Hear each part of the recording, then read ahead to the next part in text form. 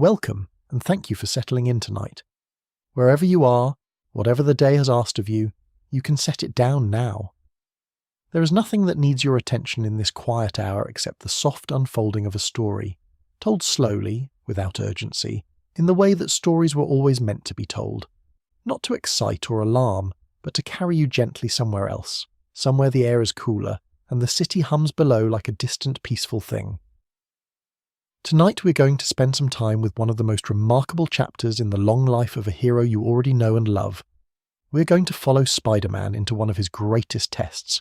Not a single enemy waiting at the end of a dark corridor, but 6 of them, each more formidable than the last, each carrying their own history and their own hunger, united for the first and most legendary time by a man with 4 mechanical arms and a mind that never stopped working. This is the story of the Sinister Six. Let it carry you. There is nothing here to worry about, and the ending is a good one. Rest now and listen.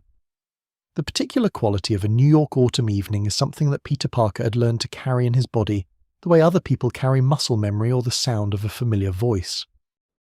There was a specific weight to the air in those months, a coolness that arrived not all at once but in gradual increments, settling into the city's canyons and alleyways the way water settles into the lower places of a landscape.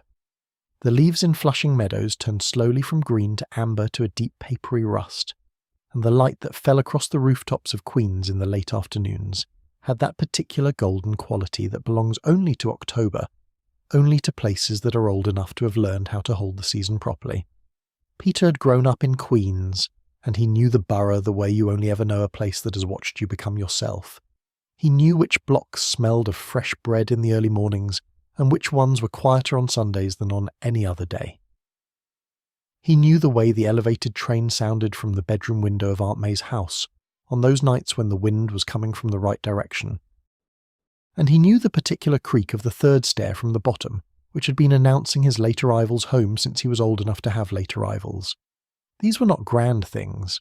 They were the small, unremarkable facts of a life lived in one place, and they anchored him in ways he had not fully understood until the spider bite had made him someone whose life could very easily have come unmoored.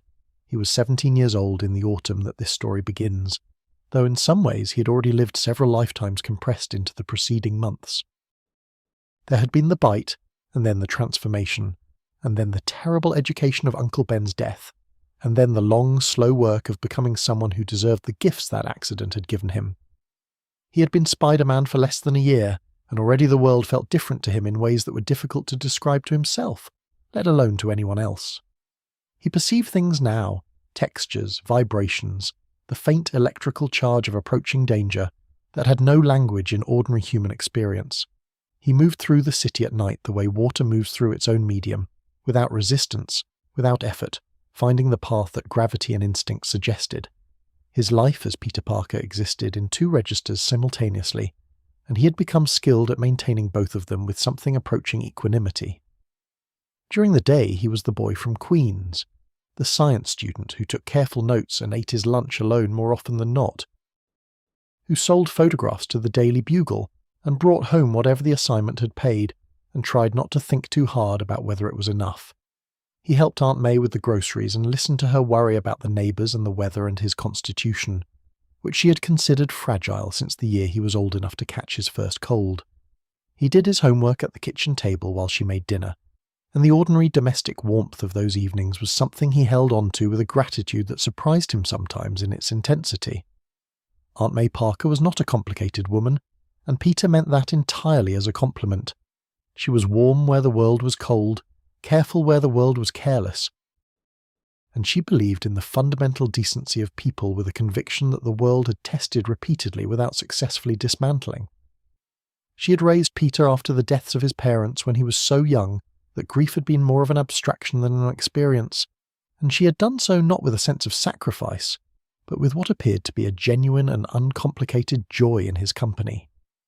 She worried about him constantly, of course, about his diet, his sleep, his pallor, his mysterious tendency to arrive home at odd hours with bruises that he explained poorly.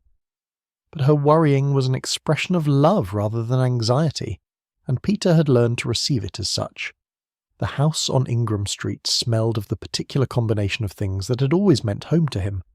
Aunt May's hand lotion, which was faintly floral and had an underlying sweetness he associated with being small and safe, and the old wood of the staircase banister, which had absorbed decades of polish and fingerprints and winter afternoons, and something else that was harder to name, the smell of a house that had been lived in carefully, that had been tended with attention, that had seen its share of ordinary happiness and had held it without drama.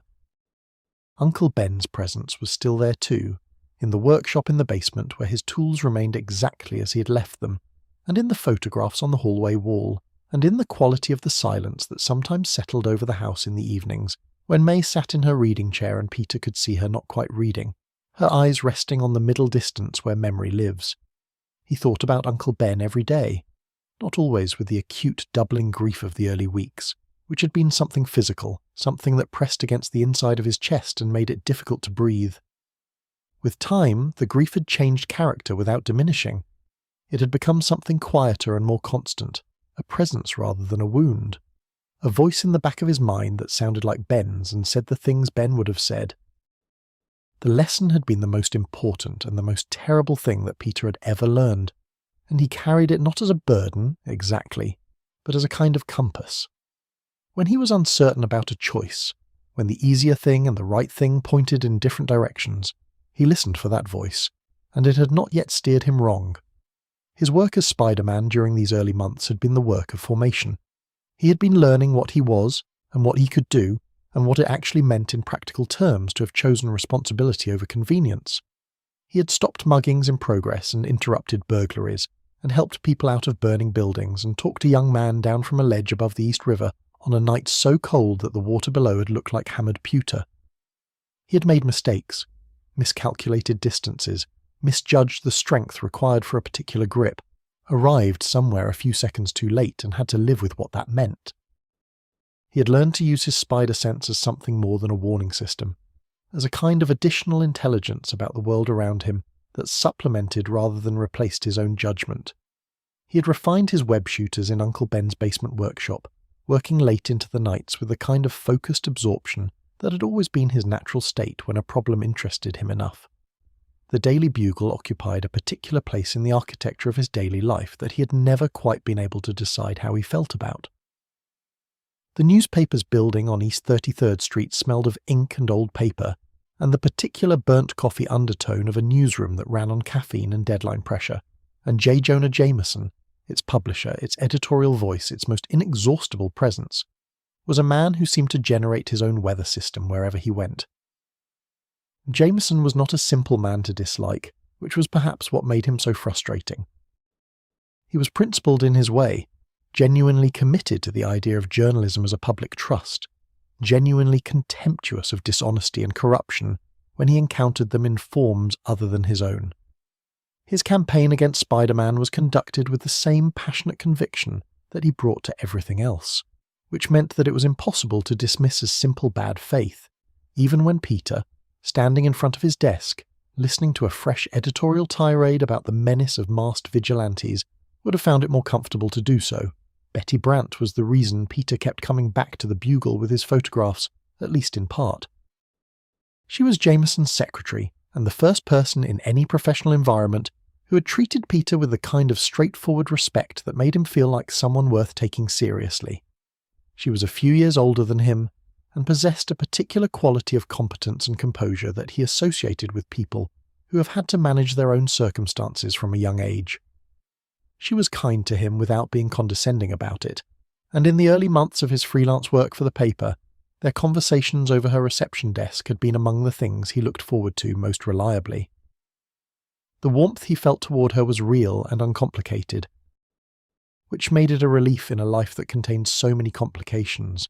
It was a life that required him to hold a great deal in his mind simultaneously, and to move between its different registers without visible seam or hesitation.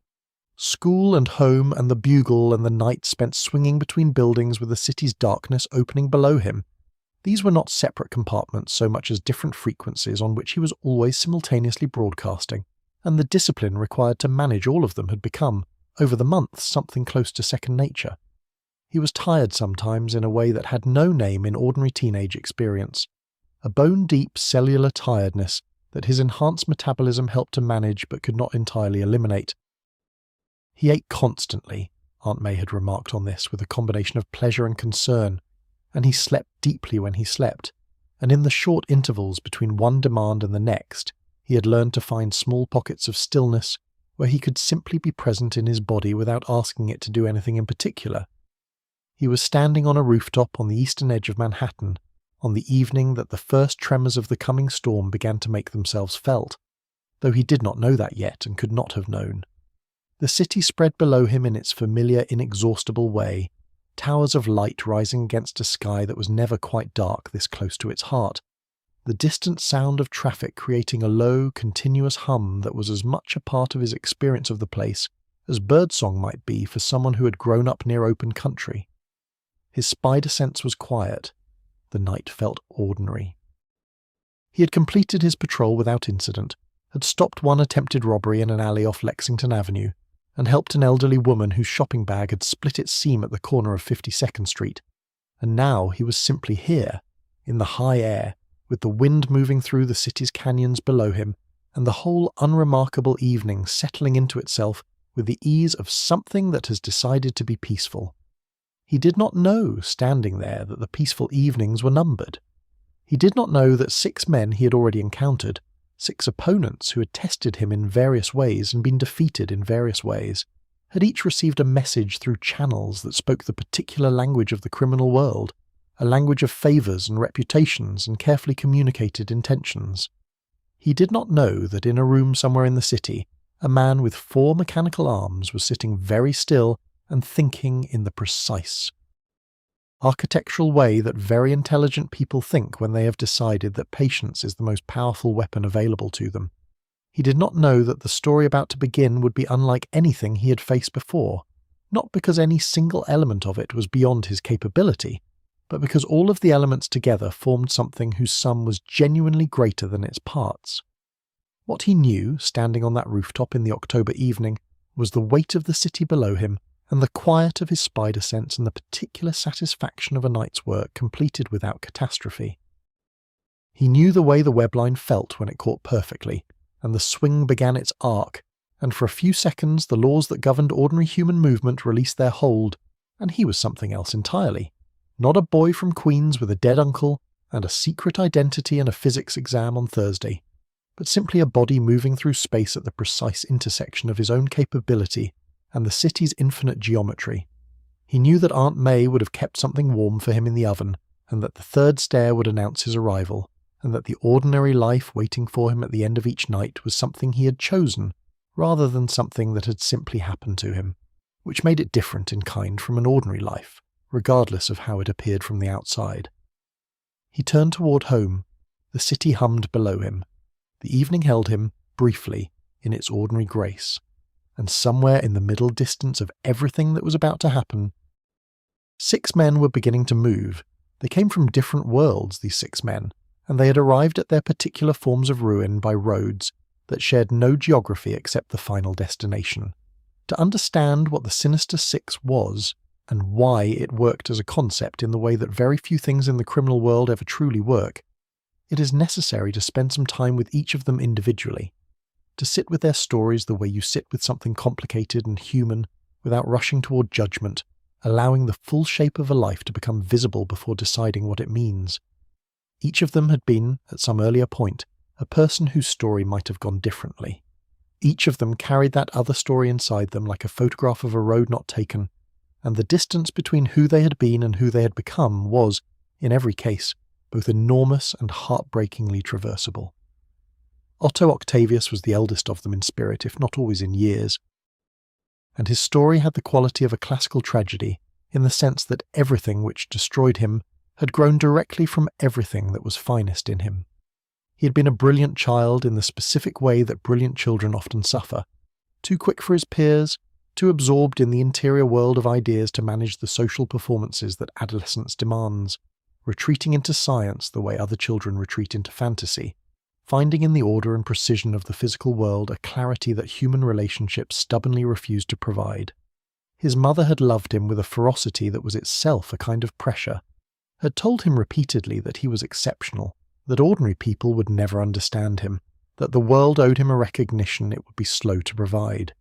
He had believed her because she was his mother and because the evidence of his own intelligence seemed to confirm what she said. And the belief had settled into him at a depth where it became indistinguishable from identity. His work in atomic research had been genuinely important. This was not a delusion but a fact, documented in peer-reviewed journals and recognised by colleagues who were themselves formidable scientists. He had developed theoretical frameworks for the safe handling of radioactive materials that were adopted by research facilities across the country, and he had done this with the kind of focused, almost ecstatic absorption that characterised all of his best work, the hours disappearing around him while the problem held his attention, the way a bright light holds the attention of something drawn to brightness. The mechanical arms he designed to handle radioactive materials at a safe distance were a marvel of engineering. 4 additional limbs controlled by a neural interface that responded to his thoughts as naturally as his own hands responded, extending his reach and his capability in ways that felt, to Otto, like the most honest expression of what he actually was, a mind that deserved more than 2 arms could accomplish. The accident that changed everything had the terrible arbitrariness of most catastrophes. A radiation leak during a laboratory demonstration had bathed him in energies that damaged his brain in ways that the science of the time could not fully map or repair. The arms had been fused to his body permanently, which was the visible fact that the world responded to. But the deeper damage was invisible, a shift in the architecture of his thinking, a loosening of the inhibitions and the capacity for empathy that had always been, in truth, somewhat underdeveloped even before the accident, and whose loss tipped him from difficult into dangerous. What remained was the intelligence, intact, and perhaps sharpened by the neural changes that had occurred, and the arrogance amplified now beyond any social check, and the hunger for recognition that his mother had planted in him decades ago, and that nothing in his adult life had adequately fed. He had become Dr. Octopus not in a single dramatic moment, but through a gradual process of choosing, again and again, the path that his worst qualities suggested, and by the time he sat in a cell composing the invitation that would assemble the Sinister Six, he had been making those choices long enough that they had ceased to feel like choices, and had come to feel like simply who he was. Adrian Toombs was a different kind of man, and his road to villainy had a different texture. Less classical tragedy than a slow accumulation of grievances, the kind of story that is common enough in human experience that it almost disappears into the background of ordinary disappointment until the moment when it doesn't. He had been an electrical engineer of considerable ability, a practical man rather than a theoretical one, someone whose gifts expressed themselves in the making of things that worked. He had built his business with the patient, methodical dedication that characterized everything he did, and he had trusted his business partner with the kind of unquestioning confidence that people who are good at making things sometimes extend too readily to people who are good at other things entirely. The betrayal when it came had taken everything: the business, the patents, the financial security he had spent decades constructing. His partner had manipulated the books and the legal arrangements with a thoroughness that left Toombs with almost nothing, and the legal system, moving at its own pace and through its own channels, had offered remedies that arrived too slowly and accomplished too little. What the betrayal had also taken, in a way that was harder to quantify but perhaps more significant, was his sense of himself as a man of standing, as someone the world was required to take seriously. He was older now, in his 60s, and the culture around him had a way of treating age as a form of diminishment, as though the years a person had accumulated were evidence of something running out rather than something built up. The winged electromagnetic harness he designed in the workshop of his ruined business, working from principles he had understood for years and simply never had occasion to apply, gave him back something that the betrayal had taken. Not the money, and not the standing, but something more elemental than either of those things. It gave him the sensation of being ungovernable, of moving through the world on his own terms at a speed that made other people's opinions irrelevant. In the air above the city, banking between towers with the wind making a sound like the edge of something enormous, Adrian Toombs was not an old man who had been cheated. He was the Vulture, and the name suited him in ways that he had never bothered to examine too closely. Maxwell Dillon had not set out to become anything in particular, which was perhaps part of his trouble. He had worked as a lineman for an electrical utility company, spending his days in the company of high-tension wires and the specific, constant, low-level danger of a job that required you to be comfortable with forces that could kill you without warning if your attention wandered at the wrong moment. He had been good at the work in the way that people are good at things they have done long enough to stop thinking about.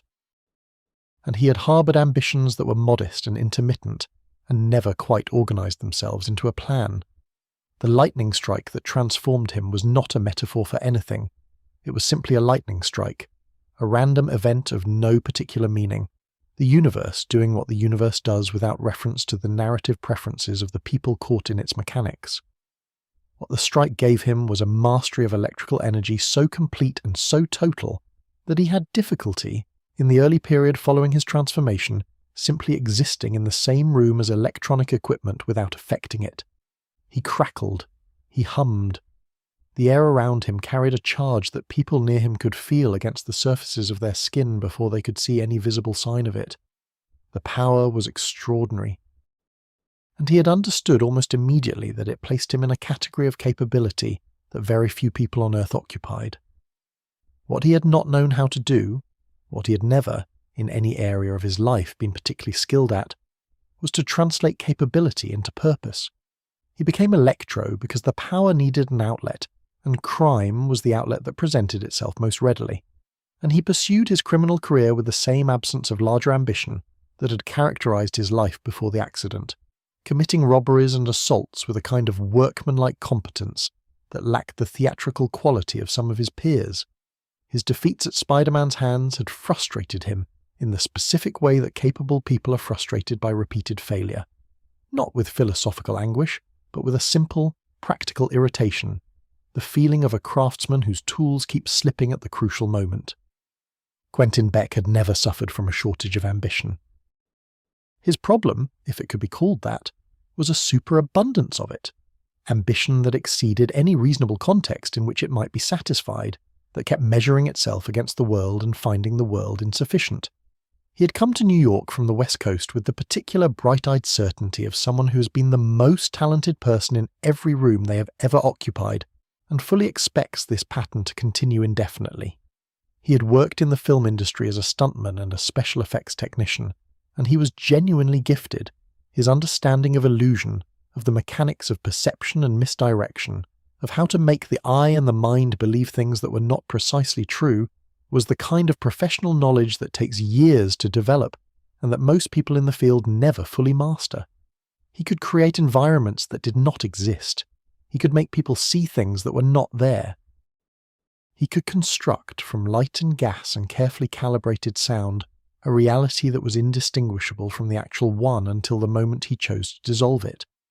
The industry had not rewarded him the way he believed his gifts deserved, and this failure of recognition had curdled over time into something that expressed itself as a conviction that ordinary reality was simply beneath him, that a man of his capabilities deserved a grander stage than the one the legitimate world was offering. He had become Mysterio in the way that artists sometimes become their most extravagant work, the persona gradually absorbing more of his identity than the person behind it, until the distinction between Quentin Beck and the fishbowl-helmeted master of illusion was mostly academic. His defeats at Spider-Man's hands had been particularly galling because they felt like artistic criticism, as though the hero's ability to see through his illusions was a judgment on the quality of his work, rather than simply a function of the young man's spider sense. He took this personally, in the way that Quentin Beck took almost everything personally, and his membership in the Sinister Six carried with it the hope of a review he could finally accept. William Baker had been Flint Marko before he was Sandman, and the name William Baker had been given to him before that, and at some point in the complicated genealogy of his identities, the original person had become difficult to locate beneath the accumulated layers of circumstance and choice. He had grown up in poverty in New York, had made decisions as a young man that foreclosed other decisions, had found himself in a succession of environments, reform school, prison. The company of people whose relationship to the law was primarily adversarial, that each made the next one more likely without any single one of them feeling, from the inside, like an irreversible turning point. He was not, by temperament, a cruel man. He had a capacity for genuine affection, for his daughter, Penny, whose existence he carried with him like an ember in a cold place, and occasional moments of moral clarity that surprised people who had made assumptions about him based on his record. His transformation, which occurred when he was exposed to experimental radiation during an escape from prison, had turned his molecular structure into something that could dissolve into sand and reconstitute itself at will, and he had received this extraordinary gift with the slightly dazed pragmatism of someone to whom unusual things have been happening for so long that the threshold for surprise has shifted considerably. He used his powers because he had them. And he was a criminal because he had been a criminal, and the Sinister Six offered him the company of people who asked no questions about his history and wanted nothing from him except his participation. Sergei Kravinov was, of all of them, the most difficult to reduce to a simple narrative and the most resistant to easy sympathy, and perhaps for those reasons the most interesting to sit with. He had been born into Russian aristocracy, had spent a childhood in a world of enormous privilege and equally enormous coldness, had grown up in the company of servants and tutors, and the particular species of emotional absence that sometimes characterizes households organized around status rather than love. He had discovered hunting as a young man, and in the pursuit of prey across the untamed landscapes of Africa and Asia and South America, he had found the only context in which he felt fully himself, fully present, fully capable. Fully the person his potential had always promised. He had tracked lions and tigers and rhinoceroses and every other creature that the natural world offered as a worthy quarry, and he had prevailed against all of them, and the prevailing had given him something that looked like satisfaction, but was, on closer examination, more like the temporary relief of a hunger that always returned. The problem with Kraven the Hunter was not that he was evil in the way that some of his future teammates were evil, not that his actions arose from malice or resentment or the desire for recognition. The problem was more fundamental and in its way more melancholy.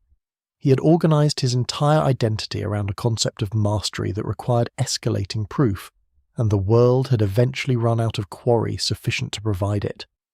Every creature he had hunted had been hunted. Every challenge the natural world could offer had been offered and met. And then there was Spider-Man, young, fast, strange, possessed of abilities that defied the categories that Kravinov's experience had taught him, moving through environments that no ordinary human being could navigate, responding to threats with a speed and instinct that the hunter's own formidable gifts had not been able to match. Spider-Man was the only thing left that interested him, and his interest was not hatred but something more like reverence. The particular quality of attention that a true hunter gives to prey, he genuinely respects. His membership in the Sinister Six was not motivated by the desire for revenge or recognition, but by something simpler and in its way more honest. He wanted to win, and he had decided that winning might require accepting help.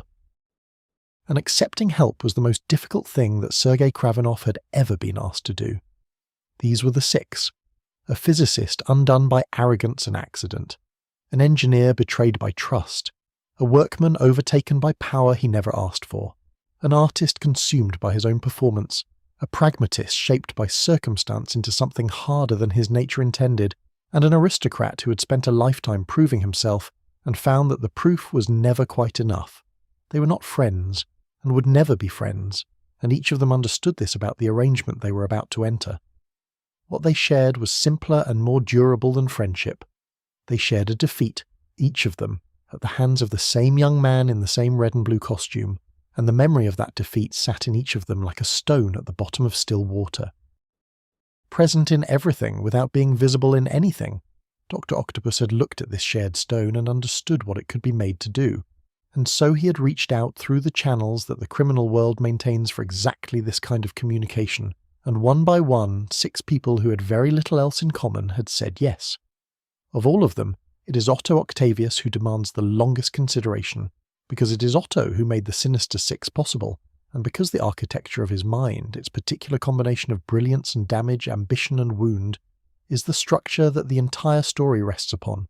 To understand what the Six were, and why they came into being in the precise form that they did, you have to understand Otto first, and understanding Otto requires going back further than the accident, further than the arms, further than the man in the orange and green costume who became one of the most feared figures in the criminal world of New York City.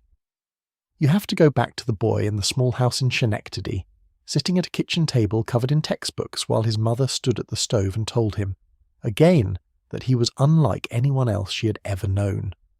Her name was Mary Octavius, and she had loved her son with the particular intensity of a woman who had organised her emotional life around a single point. She was not a warm woman in the general sense. She was exacting and proud, and her standards for the people around her were high enough that most people found it easier to keep their distance than to attempt to meet them. But for Otto, she had reserved a quality of devotion that was absolute and, in its way, crushing. She had told him from his earliest years that he was exceptional, that his intelligence placed him in a category apart from ordinary people, that the world would be slow to recognise his gifts, but that its slowness was a reflection of its own limitations and not of his. She had said these things not cruelly but with complete conviction, and the conviction had been the point. She had believed every word, and her belief had entered him at the level where beliefs become the furniture of a person's inner life, the things you don't examine because they are simply the room you live in. His father had been a labourer, a decent man by most accounts, but one who had never shared his wife's sense that their son was destined for something extraordinary. And the tension between his parents over this fundamental disagreement about Otto's nature had been one of the defining atmospheres of his childhood. Not dramatic tension, nothing that announced itself as conflict, but a low, persistent pressure, like weather that never quite resolves into either storm or sunshine. His father had died when Otto was still a teenager, and he had grieved in the controlled interior way that would characterize all of his emotional experiences, and his mother had drawn him closer in the aftermath, and the closeness had been both comfort and constriction, and he had never fully separated the two. At university he had been extraordinary in precisely the way his mother had always promised.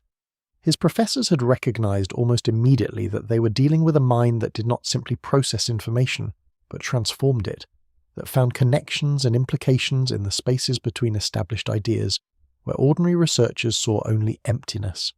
He had published his first paper at the age of 20, and it had been received with the kind of qualified admiration that the scientific community offers to young work, appreciative of the promise, careful about the conclusions, watching to see what the next thing would be.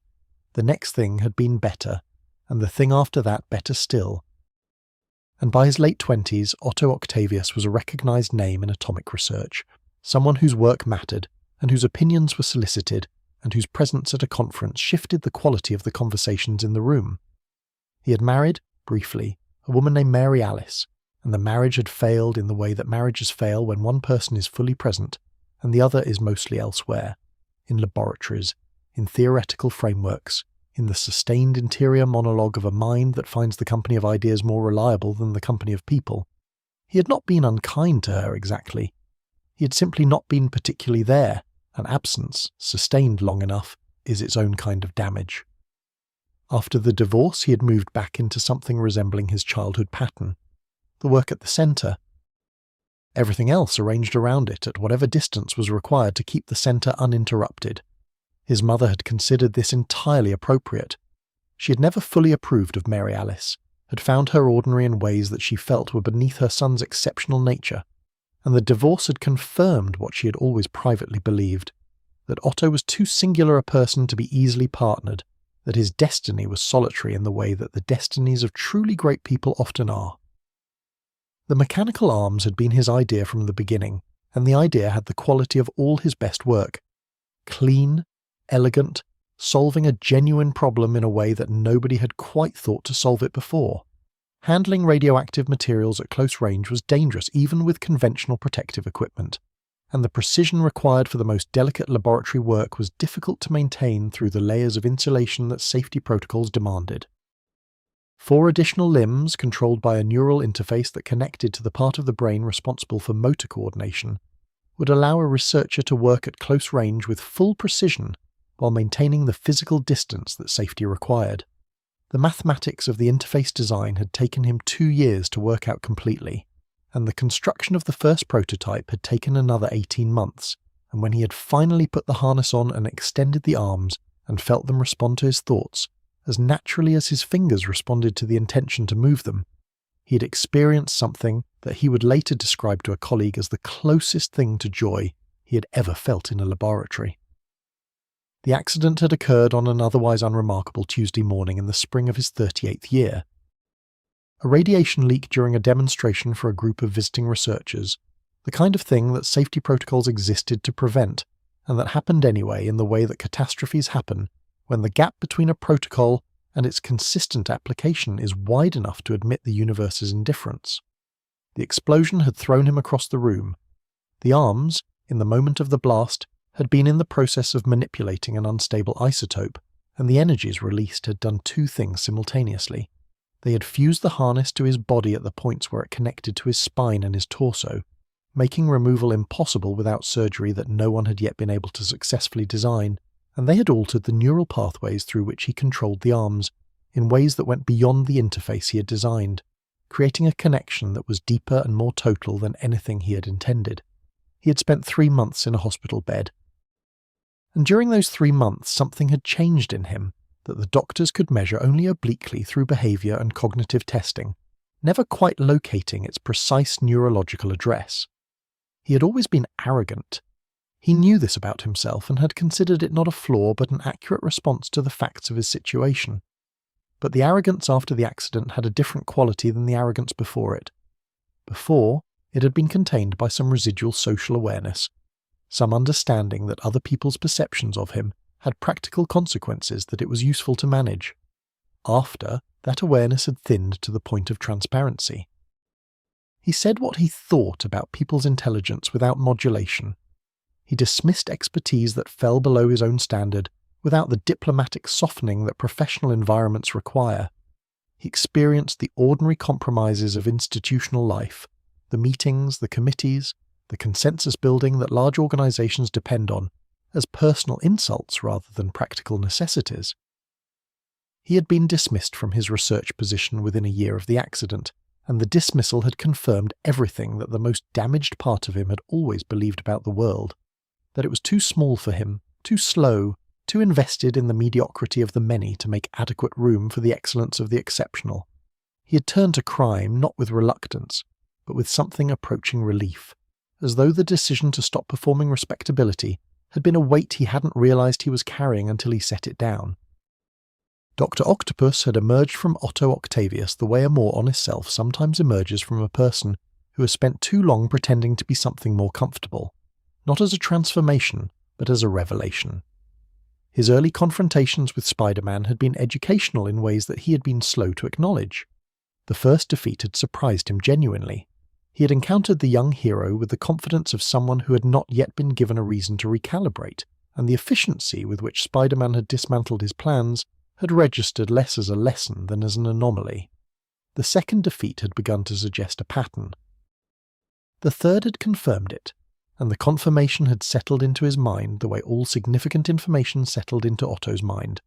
Not emotionally, not with the heat of wounded pride, but analytically, as data requiring explanation and response.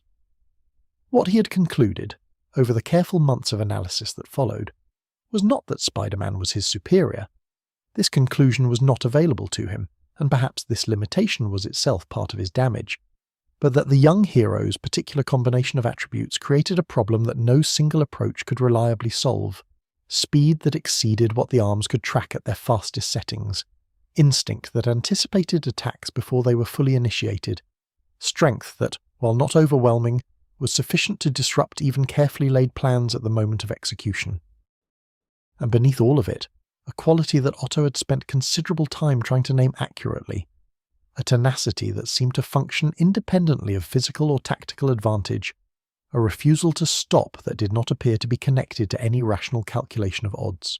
It was this last quality that interested him most, because it was the one he understood least, and Otto Octavius was not comfortable with things he did not understand. The plan that he assembled in the quietness of his cell was not born of desperation but of patience, and the patience was perhaps the most dangerous thing about it. He was not angry when he conceived it, or rather, the anger was present, but had been subordinated entirely to the intellectual pleasure of the problem, which was how Otto always worked best. He had looked at what he knew about Spider-Man's defeats of individual opponents and had asked himself the question that his scientific training had taught him to ask when a single variable failed to produce the expected result. What would happen If you changed not the variable, but the quantity, 6 enemies, each formidable alone, each facing the hero in a controlled environment designed to maximize their particular advantages. The hero would win some of these encounters. Otto was honest enough with himself to allow for this. But each victory would cost him something, and the accumulation of costs would eventually exceed even that unreasonable tenacity's capacity to absorb them. It was elegant. He was aware that it was elegant, and the awareness gave him a satisfaction that had nothing to do with malice, and everything to do with the specific pleasure of a mind that has found the clean solution to a problem that previously resisted solution. He had reached out to the others not as a supplicant but as an architect presenting a design to the people who would inhabit it, confident in the structure, willing to explain it, prepared for the possibility that some of them would not immediately appreciate what he had built. That each of them had said yes was confirmation of what he had always believed about his own judgment, that they had said yes for their own reasons, reasons that had nothing to do with his vision and everything to do with their individual hungers, was something he considered irrelevant. The reasons did not matter. The outcome was what mattered, and the outcome, he was nearly certain, was already determined. The plan began, as all of Otto's best work began, in silence. Not the silence of emptiness, but the silence of concentration, the particular quality of stillness that descended on him when a problem had fully engaged his attention and the rest of the world had receded to the periphery where it could not interfere. He had always been able to create this silence for himself regardless of his physical circumstances, which was perhaps the most purely useful of all his gifts. In a laboratory it had produced breakthrough research. In a hospital bed recovering from the accident it had produced the first refined designs for the neural interface modifications that would make the arms more responsive than their original specifications. And now, in a cell whose dimensions he had memorized within the first hour of his occupancy, it produced something else entirely. The careful, patient architecture of a scheme that would solve, once and for all, the problem that had occupied his thinking for longer than he cared to calculate. He had been through the analysis many times before arriving at the central insight, because Otto did not trust conclusions that had not been tested against every available counter-argument. He had considered the possibility that his previous defeats were the result of tactical errors that better planning could correct. He had considered the possibility that Spider-Man's abilities were more extensive than he had previously mapped, and had factored in whatever margin of unknown capability the evidence suggested. He had considered the possibility that the hero's victories were partly a function of fortune, of the random contingencies that affect all physical confrontations regardless of preparation, and had concluded that fortune could not account for the consistency of the pattern. A person who won repeatedly against capable opponents was not lucky. They were genuinely difficult to defeat, and the difficulty had structural causes that structural thinking could address. The structural cause, when he finally isolated it with the precision he required, was both simpler and more interesting than he had expected. Spider-Man's advantages were not individually overwhelming. His strength, while considerable, was not so great that it could not be matched or compensated for by other means. His speed was remarkable, but not theoretically unmanageable. His spider sense, that instinctive awareness of incoming threat that seemed to function as a kind of additional intelligence, was perhaps the most formidable of his gifts, but it was not infallible, and the conditions under which it could be disrupted or delayed were not beyond imagining. What made Spider-Man genuinely difficult to defeat was not any single one of these attributes, but the way they functioned together, each one compensating for the limitations of the others, creating a defensive and offensive capability that was more than the sum of its parts. The speed covered for moments when the strength was insufficient. The spider sense covered for moments when the speed was insufficient. The strength covered for moments when agility alone could not resolve a situation. It was a system, and like all systems, it was most vulnerable not to attacks on its individual components, but to attacks that forced it to manage too many demands simultaneously.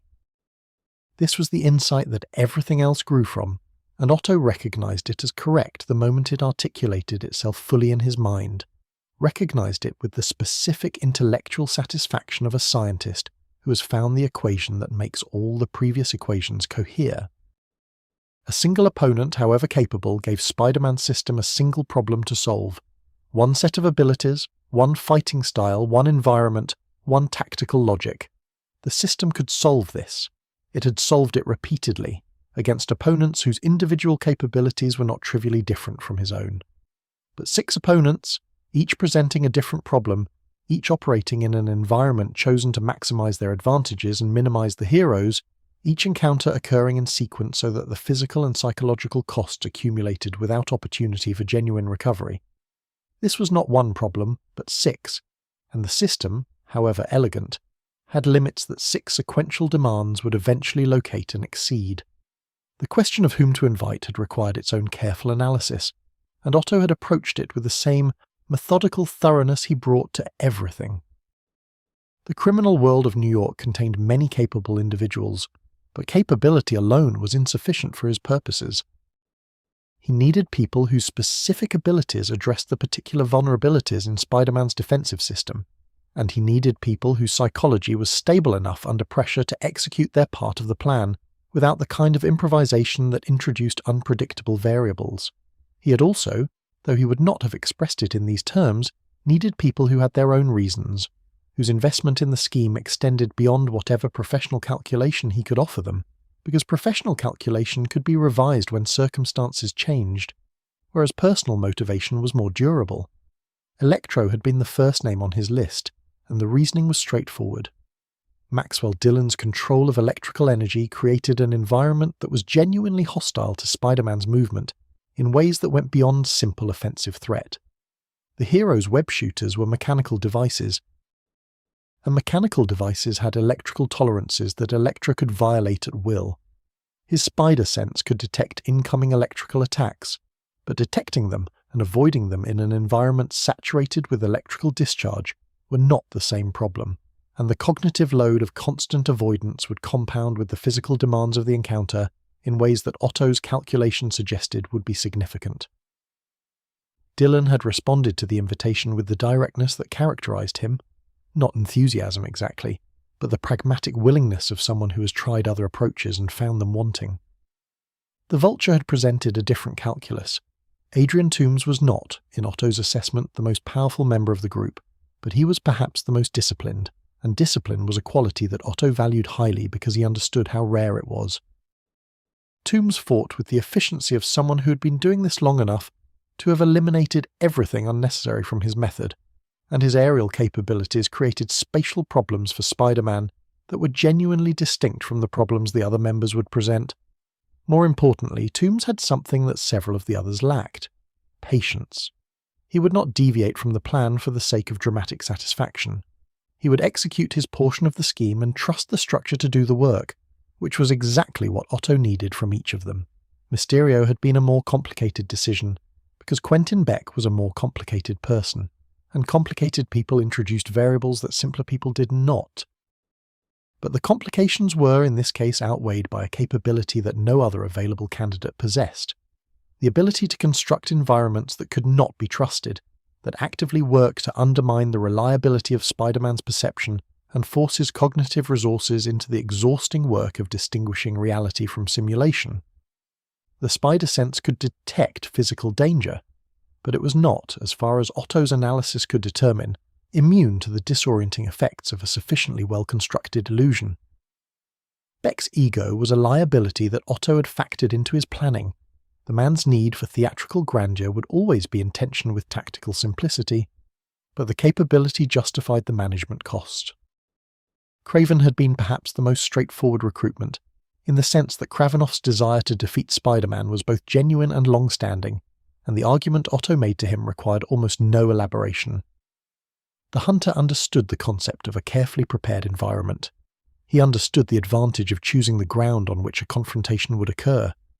What he had perhaps not fully accepted in his previous independent attempts was that the ground he chose needed to compensate for the specific qualities of this particular prey, and that acknowledging the need for compensation was not an admission of inferiority, but an expression of the same professional respect that a skilled hunter extended to any truly worthy quarry. Kravinoff had listened to this argument with the focused, evaluating attention of someone who is genuinely considering what they are hearing, rather than simply waiting for an opening to disagree, and he had agreed in the end. Though Otto suspected that his agreement rested on private reservations that would express themselves if the circumstances warranted, Sandman had been the member whose inclusion Otto had considered most carefully, and not because his capabilities were insufficient. Marco's ability to transform his body into living sand created defensive and offensive possibilities that genuinely supplemented the group's overall capability in useful ways. The hesitation was temperamental. Flint Marco was not, at his core, a person who had fully committed to the path his circumstances had placed him on, and this ambivalence was a variable that introduced uncertainty into Otto's calculations. But the alternatives were less suitable, and the ambivalence could be managed if the structure of the plan did not require Marco to make independent decisions of significant consequence. He had accepted the invitation with the laconic brevity that characterized most of his communications, and Otto had taken this as sufficient confirmation. The logistics of the scheme had required nearly as much thought as the conceptual design. Each of the six needed a location, a specific environment chosen to maximize their individual advantages and to create the conditions most favorable to their portion of the confrontation. The selection of these locations had taken Otto several weeks of quiet analysis, working from his knowledge of Spider-Man's fighting patterns and his understanding of how specific environmental conditions affected the balance between the hero's capabilities and those of each particular opponent. He had thought about sightlines and acoustics and the specific ways that different materials interacted with web fluid under varying conditions.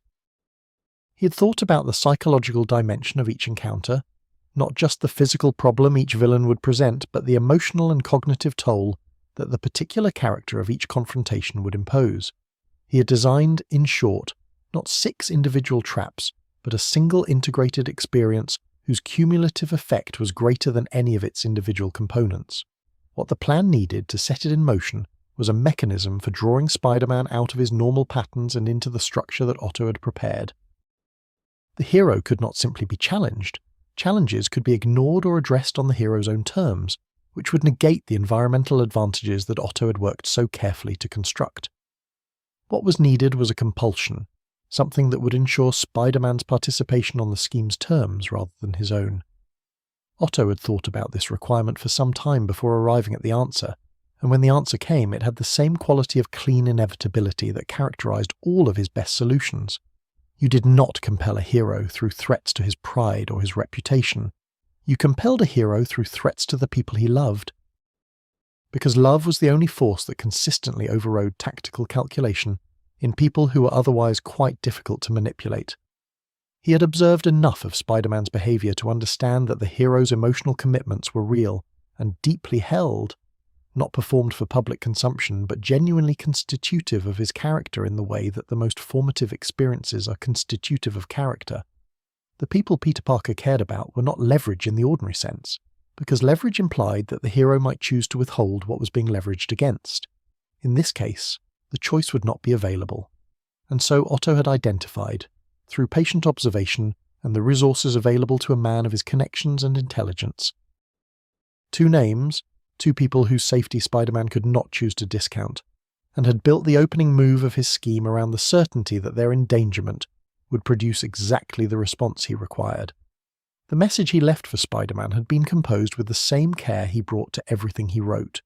Precise, confident, stripped of anything that might be read as uncertainty or ambiguity. It was not a threat so much as an announcement, the notification that a structure had been prepared and was waiting, and that the only question was how long the hero would take to step into it. Otto had read it back to himself once, in the silence of the space where he was preparing for what was to come, and had found it satisfactory. Then he had put it aside and turned his attention to the specific details of his own portion of the plan, because the details were where the real work lived. And the real work was where Otto Octavius had always been most fully and most honestly himself. What Otto had designed was a structure, and like all structures it required the people inside it to understand their role well enough to execute it faithfully without necessarily understanding the whole. He had not shared the complete architecture of the plan with any of the 5, not from distrust exactly, though distrust was present in his relationship with all of them in varying degrees, but from the practical recognition that people perform their assigned functions most reliably when those functions are clearly defined and the broader context is not available to complicate their thinking. Each of them knew what they needed to know, each of them had agreed to the terms he had presented, and each of them, in the privacy of their own thinking, had agreed for reasons that had very little to do with Otto's vision and everything to do with the specific hunger that their particular history had produced. Adrian Toombs had listened to the proposal with the careful attention of someone who has been deceived before and has learned to look for the place where the deception is hidden. He had found nothing that satisfied this suspicion, which was not the same as being reassured but was sufficient for his purposes. What the Vulture wanted from the arrangement was not complicated and did not require elaborate justification.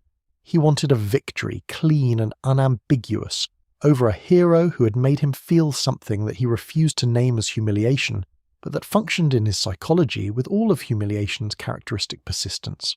He was 63 years old, and the world had spent considerable effort over the preceding decades communicating to him that 63 years old was a category of diminishment rather than a category of accumulation, and every defeat at Spider-Man's hands had carried this message as a subtext that he found more offensive than the defeat itself.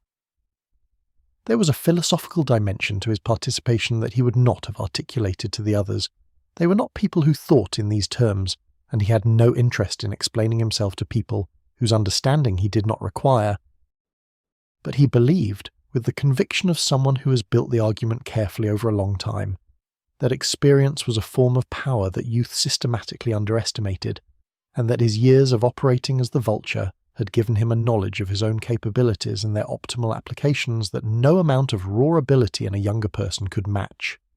Spider-Man was fast and strong and possessed of that maddening instinctive awareness that made straightforward approaches unreliable.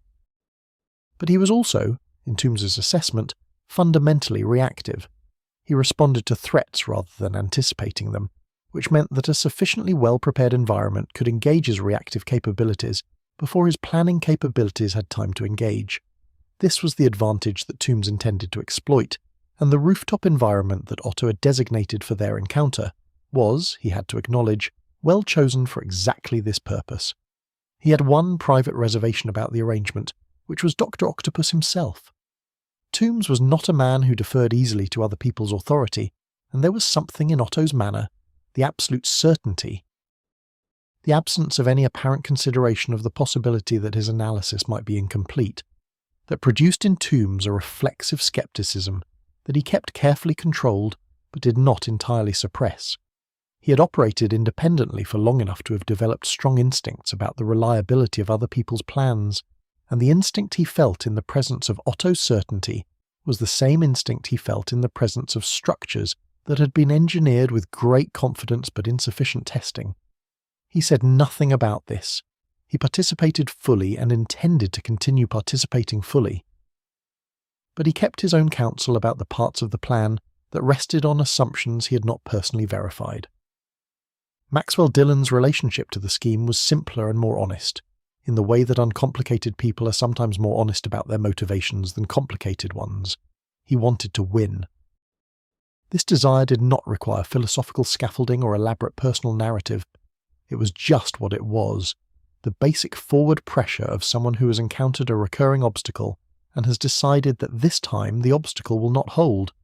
He had fought Spider-Man enough times to have developed a specific frustration with the hero that was different from his general frustration with the obstacles the world presented. Most obstacles yielded eventually to sufficient force. Spider-Man yielded to nothing that Electro had yet been able to bring to bear, and this resistance had accumulated in Dillon's thinking into something that was less about the hero personally and more about the principle of the thing, the unacceptable proposition that there was a force in the world capable of consistently overcoming his. He had agreed to Otto's terms because the terms were reasonable, and the alternative was to continue doing what he had been doing, which had produced results he found unsatisfactory.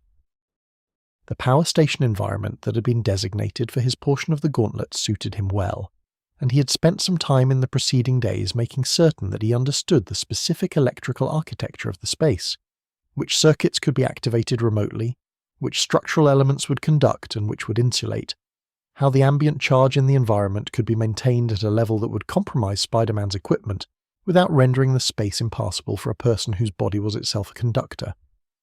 This kind of preparation was, for Dillon, as close to intellectual engagement as he typically came, and he had found the work satisfying in a way that suggested it was probably good for him to have problems that required thinking rather than simply application of force. His private assessment of the other members of the group was largely indifferent. Toombs was competent and cold. Which was fine. Marco was reliable in the limited sense that he showed up and did what was asked of him, which was all that was required. Beck made him uncomfortable in the specific way that people who are performing something make him uncomfortable. There was always a sense with Mysterio that the thing you were seeing was not the thing that was actually happening, and Dylan was not a person who enjoyed that sensation. Kravinoff he respected in the uncomplicated way that one capable person respects another whose capability is expressed in a completely different domain, and Otto he tolerated, because tolerating Otto was the cost of participating in something that offered him what he wanted, and costs that were clearly understood in advance were costs that Dylan managed without complaint. Quentin Beck's acceptance of the invitation had been, characteristically, the most theatrical of the six. He had received Otto's communication in the particular mood that often overtook him in the period following a defeat. Not depression exactly, because Beck was too committed to his own narrative of exceptionalism to fully inhabit depression, but a restless dissatisfaction with the quality of the available canvas, the feeling of an artist whose gifts were not being adequately challenged or displayed. Otto's proposal had arrived into this mood like a commission from a patron who understood what he was capable of, and Beck had responded to it with the enthusiasm of someone whose imagination had been engaged rather than merely their professional interest. What Mysterio wanted from the Sinister Six was not simply a victory over Spider-Man, though the victory was desired and would be satisfying when it came.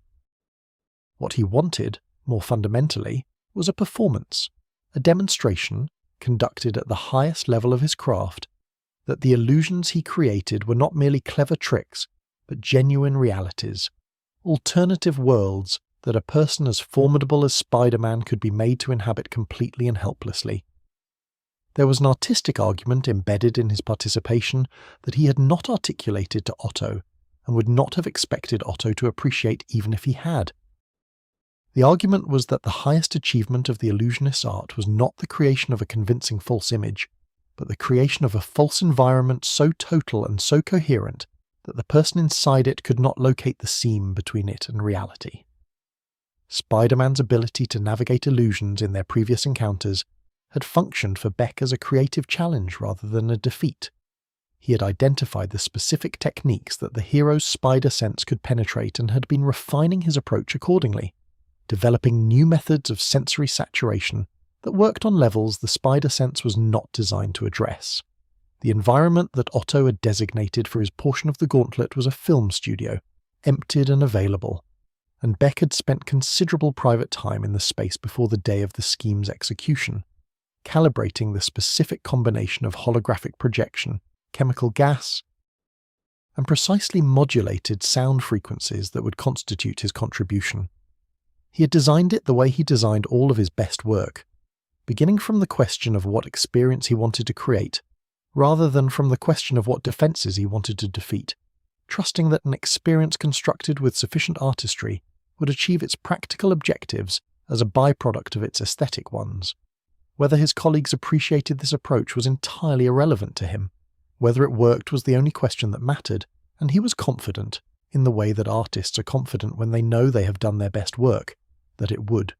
Flint Marko had said yes in the way that Flint Marko did most things, without extensive deliberation and without particular commitment to the reasoning behind his decision. Otto had presented the scheme, and the scheme had sounded reasonable, and Marko had been between other arrangements at the time, which made the decision easier than it might otherwise have been. This was not, he recognized, the most inspiring basis for participation in something that Otto clearly considered significant, but Marko had long since made his peace with the gap between the inspirations that other people brought to their criminal careers and the more pragmatic relationship he maintained with his own. What he carried into the arrangement that he had not mentioned to Otto, and that he suspected Otto had not fully accounted for in his careful analysis, was an ambivalence about Spider-Man that was genuine and persistent and not easily resolved by tactical reasoning. The hero had shown him, in their previous encounters, a quality of basic decency that Marko found difficult to discount entirely, a willingness to distinguish between the person and the actions, to treat him as someone who might be capable of different choices rather than simply an obstacle to be neutralized. This decency was inconvenient, because it complicated the straightforward enmity that the criminal world ran on, and that made things simpler.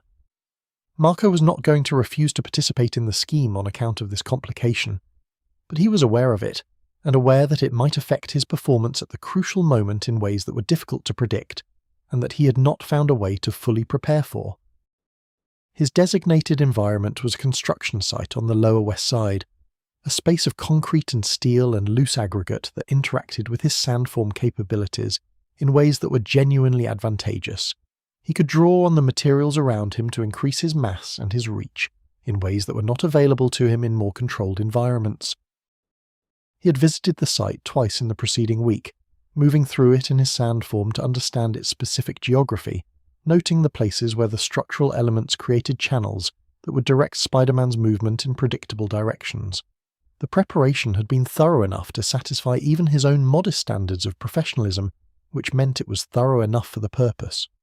Sergei Kravinoff had agreed to participate in the Sinister Six with his eyes fully open to what the agreement required of him, and the thing it required that he found most difficult was also the thing he would never have admitted finding difficult, the requirement of relying on others.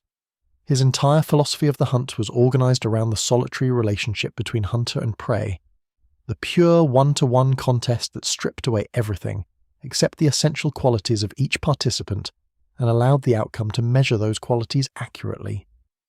A group scheme, with its shared credit and its distributed responsibility, was a fundamental departure from this philosophy, and he had recognised this clearly before accepting Otto's proposal, and had accepted it anyway, which told him something about the degree to which Spider-Man had become a genuine preoccupation, rather than simply a professional objective. He had justified the departure to himself on grounds that his philosophy could accommodate. A hunter who ignored available tools was not demonstrating purity but demonstrating pride, and pride was a different thing from principle. The scheme Otto had designed was, in Kravinoff's assessment, a sophisticated trap, and sophisticated traps were entirely consistent with the tradition of the hunt. He would have his own encounter with the prey, alone, in an environment of his choosing, which preserved the essential element of the individual confrontation. That this encounter occurred within a structure designed by someone else was, he had decided, acceptable. He had reservations about the others, Beck's theatrics and Dylan's bluntness and Marco's ambivalence all registered as liabilities, but he had hunted in conditions far less favourable, and had learned to work with what was available rather than insisting on conditions that were not. What united all six of them, beneath the different textures of their individual motivations, was something that none of them would have named in these terms, but that functioned in each of their psychologies with the same underlying structure. Each of them had been measured against Spider-Man and had been found wanting, and the finding had lodged in them in the specific way that findings lodge in people who have organised their self-conception around a particular kind of capability. For Otto, it was the challenge to his intellectual supremacy. For Toombs, it was the challenge to the authority of experience. For Dylan, it was the challenge to the sufficiency of his power. For Beck, it was the challenge to the completeness of his artistry. For Marco, it was the challenge to the adequacy of his resilience. For Kravinoff, it was the challenge to his identity as the world's greatest hunter. These were not identical wounds, but they rhymed with each other, and the rhyme was what Otto had heard when he listened to the criminal world and understood that this particular alliance was possible. 6 people with 6 different hungers, agreeing on a single meal. The structure held them together not because they trusted each other, but because each of them trusted, for their own private reasons, that the structure would give them what they needed. And for now, that was enough. The structure that Otto had built required a key to set it in motion, and keys, by their nature, must fit the specific lock they are designed to open. He had thought carefully about this, about what kind of pressure would produce the precise response he needed from a hero whose behaviour, while admirable in the abstract, was in practical terms quite predictable once you understood what he valued most. A challenge to Spider-Man's pride would not serve. The hero was not particularly proud in the way that made people reckless, and a challenge of that kind might be ignored or addressed on terms other than the ones Otto had prepared. A threat to the city in some general sense would bring Spider-Man, but would bring him on his own schedule and through his own chosen approach, which would negate the environmental structure that was the scheme's essential feature. What was needed was something more intimate and more immediate, a pressure that would override tactical thinking entirely and replace it with the simpler, more urgent logic of a person who has been told that someone they love is in danger. Betty Brant had been working at the Daily Bugle for 3 years by the autumn of this story, and in those 3 years she had become one of those people whose presence in an institution is so thoroughly woven into its daily functioning that it is difficult to imagine the institution operating in her absence. She arrived each morning before Jameson, which was itself a feat requiring genuine dedication given the publisher's relationship with Early Hours, and she managed the specific ecosystem of the Bugle's editorial offices with a competence so unobtrusive that most of its beneficiaries were unaware of its existence. She fielded Jameson's phone calls and his moods with equal equanimity. She coordinated the schedules of reporters whose whereabouts were often uncertain and whose deadlines were always pressing. She kept track of the things that Jameson forgot he had promised, and the things he remembered incorrectly, and the considerable gap between his intentions and the practical reality of his requests. She was 22 years old that autumn, and she had the quality of someone who has had to be more capable than her circumstances recommended from a younger age than was entirely fair. Her family situation had required her to take on financial and practical responsibilities while she was still a teenager, and the experience had given her a competence that exceeded what most people her age had developed, along with a guardedness that was the natural consequence of having learned early that reliability was something you provided rather than something you could count on receiving. She was warm to the people she trusted, which was a small number, and professionally precise with the larger world, and the combination had given her a reputation at the Bugle for being both pleasant and somewhat difficult to fully know. Her friendship with Peter had developed in the way that genuine friendships sometimes develop in professional environments, gradually, through the accumulation of small interactions that individually meant little, but collectively created a foundation of mutual regard. He had come to the Bugle initially as someone trying to sell photographs, nervous and young and slightly too earnest in the way of teenagers who have not yet learned to moderate their enthusiasm, and she had responded to his earnestness with a straightforwardness that he had found immediately refreshing. She did not condescend to him and did not dismiss him, and in the specific ecosystem of a newsroom where everyone was always performing some degree of professional authority, this simple straightforwardness had felt like an extraordinary gift.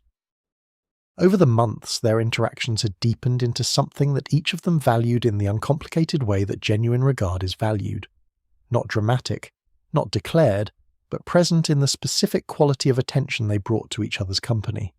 She had noticed, as perceptive people notice things, that Peter was carrying something he did not talk about. Not a specific secret necessarily. She did not theorize about its content, but a weight, a quality of sustained effort that went beyond what his visible circumstances seemed to require. He was too young to look as tired as he sometimes looked. His mysterious absences had a pattern that suggested obligation rather than irresponsibility. The bruises he occasionally arrived with were explained in ways that were technically plausible, but somehow never quite convincing. She had filed these observations in the part of her mind reserved for things she noticed but did not press. Because she understood from her own experience that some things a person carries are not ready to be set down, and that the kindest response to this is often simply to continue being present, without demanding explanations that the other person cannot yet give.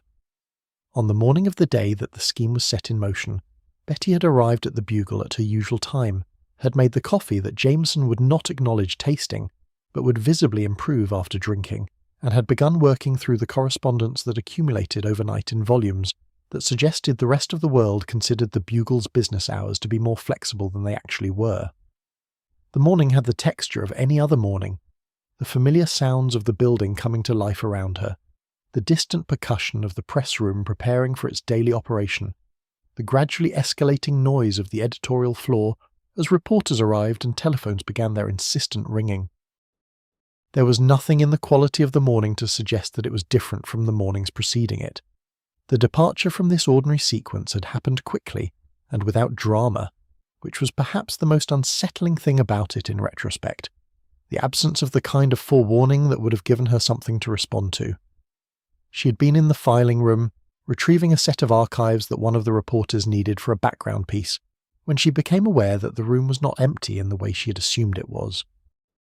The awareness had arrived not as a sound or a sight, but as a change in the quality of the air, a slight shift in the room's atmosphere that she registered in the back of her mind, a fraction of a second before the conscious part of her mind caught up with what it meant. By then, the choice had already been removed. Aunt May's involvement was a separate thread of the same design, executed simultaneously through means that required no direct confrontation with someone possessing extraordinary abilities, only the practical application of the kind of surveillance and coordination that a man of Otto's intelligence and resources could arrange without difficulty. May Parker moved through her days in the Queens neighbourhood she had occupied for decades with the trusting openness of someone who had organised her relationship to the world around the assumption of basic decency, and this openness, which was one of her finest qualities in ordinary circumstances, had made her straightforward to intercept in the way that the scheme required. She had been on her way back from the market carrying 2 bags of groceries and thinking about what the weather was doing to her garden, when 2 men whose involvement in the proceedings was purely logistical had asked her politely to come with them, and she had complied with the bewildered cooperation of a person whose fundamental model of the world does not include the category of being kidnapped on a Tuesday morning while carrying groceries. Peter had been in his 3rd period chemistry class when his spider sense had first produced the particular quality of alertness that he associated not with immediate physical danger to himself but with something wrong in his broader environment, a background hum of warning that was different from the sharp, specific signal that preceded an incoming attack. He had learned, over the months of operating as Spider-Man, to distinguish between these different registers of his additional sense, and the register he was experiencing now was the one that meant pay attention rather than the one that meant move. He had spent the remainder of the class period in a state of divided attention that his teacher had interpreted as inattention, and that was actually the opposite. He was attending to 2 things simultaneously, the lesson and the warning, neither fully to the exclusion of the other. The message had been waiting for him when he arrived at the Bugle to drop off a set of photographs after school. It had been left at the reception desk in Betty's absence, her unexplained absence on a Tuesday afternoon when she was invariably present, had itself been the first clear signal that something was wrong, and the message had confirmed it. The message was addressed to Spider-Man, which meant that whoever had left it knew that Peter Parker and Spider-Man were connected closely enough that a message intended for one would reach the other through the Bugle, a piece of knowledge that was itself alarming, suggesting a degree of observation and intelligence gathering that went beyond what casual opponents typically invested. He had read it in a quiet corner of the building, away from the editorial floor, and the quality of his reading had been the careful, controlled reading of someone who is managing a strong emotional response while extracting tactical information. The message was signed by Dr. Octopus, and it informed him, in the precise and theatrical prose that Otto favoured for communications of this kind, that Betty Brant and May Parker were guests of the Sinister Six, a name that appeared without further explanation, as though the reader could be assumed to understand its implications, and that Spider-Man was invited to retrieve them by presenting himself at a designated location where the first of several encounters had been prepared for his participation. The word "several" was underlined. The underlining was deliberate and its implication was clear. What Peter felt in the minutes after reading the message was not a simple thing, and did not resolve itself into a simple response. There was fear, genuine physical fear, the kind that registers in the chest and the hands and the quality of the breath, and this fear was specifically located, which made it different from the generalized fear of danger that he had learned to manage as a background condition of his heroic life. It was fear for Betty, who was 22 years old and had never done anything to deserve being made an instrument of someone else's scheme. It was fear for Aunt May, who was the person most responsible for everything good in him, and who was also the person least equipped, by temperament, and by the complete innocence of her understanding of his life, to cope with what was being done to her. The fear for Aunt May had a particular quality that the fear for Betty did not. It carried guilt as a component, because Aunt May's danger was a direct consequence of her proximity to Peter Parker, and Peter Parker's particular circumstances were not things she had chosen or been warned about. Beneath the fear was something steadier and less comfortable, the recognition that this was exactly what whoever had designed the scheme had intended him to feel, that the fear and the guilt were the mechanism rather than incidental byproducts of it, and that understanding this did not make the fear any less real or the guilt any less present, but did mean that he needed to hold both of them carefully rather than allowing either to determine his choices. Uncle Ben's voice was somewhere in this moment, as it was in all the moments that mattered, not saying anything specific, not offering instructions, but present in the way that a well-internalized lesson is present, as a quality of awareness rather than a set of words. He had gone home first. This decision was itself a kind of discipline. The temptation to go immediately to the designated address, to move rather than to think, was real, and had to be acknowledged before it could be set aside. At home, he had checked the house with the careful attention of someone who understood that the scheme might not be limited to what the message had explicitly stated, and had found it empty in the ordinary way of a house whose occupant has gone out rather than in the wrong way that his spider sense would have identified. He had left a note on the kitchen table in the careful, ordinary handwriting of Peter Parker, rather than anything that would suggest Spider-Man, a note whose blandness was itself a kind of performance, because the note was for anyone who might read it rather than for Aunt May, who he intended to bring home before she could return to find it.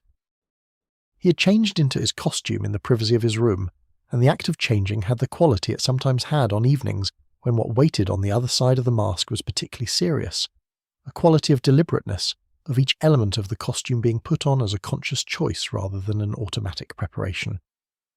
The red and blue were not a disguise in these moments so much as a commitment, a renewed agreement with himself about who he was and what that identity required.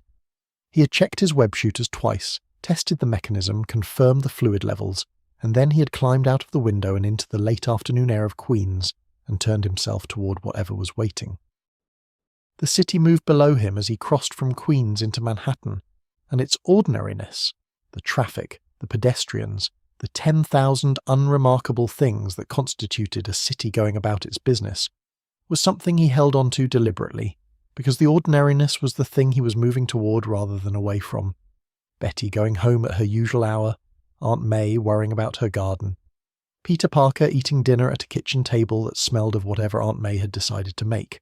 These were not small things dressed up as important ones.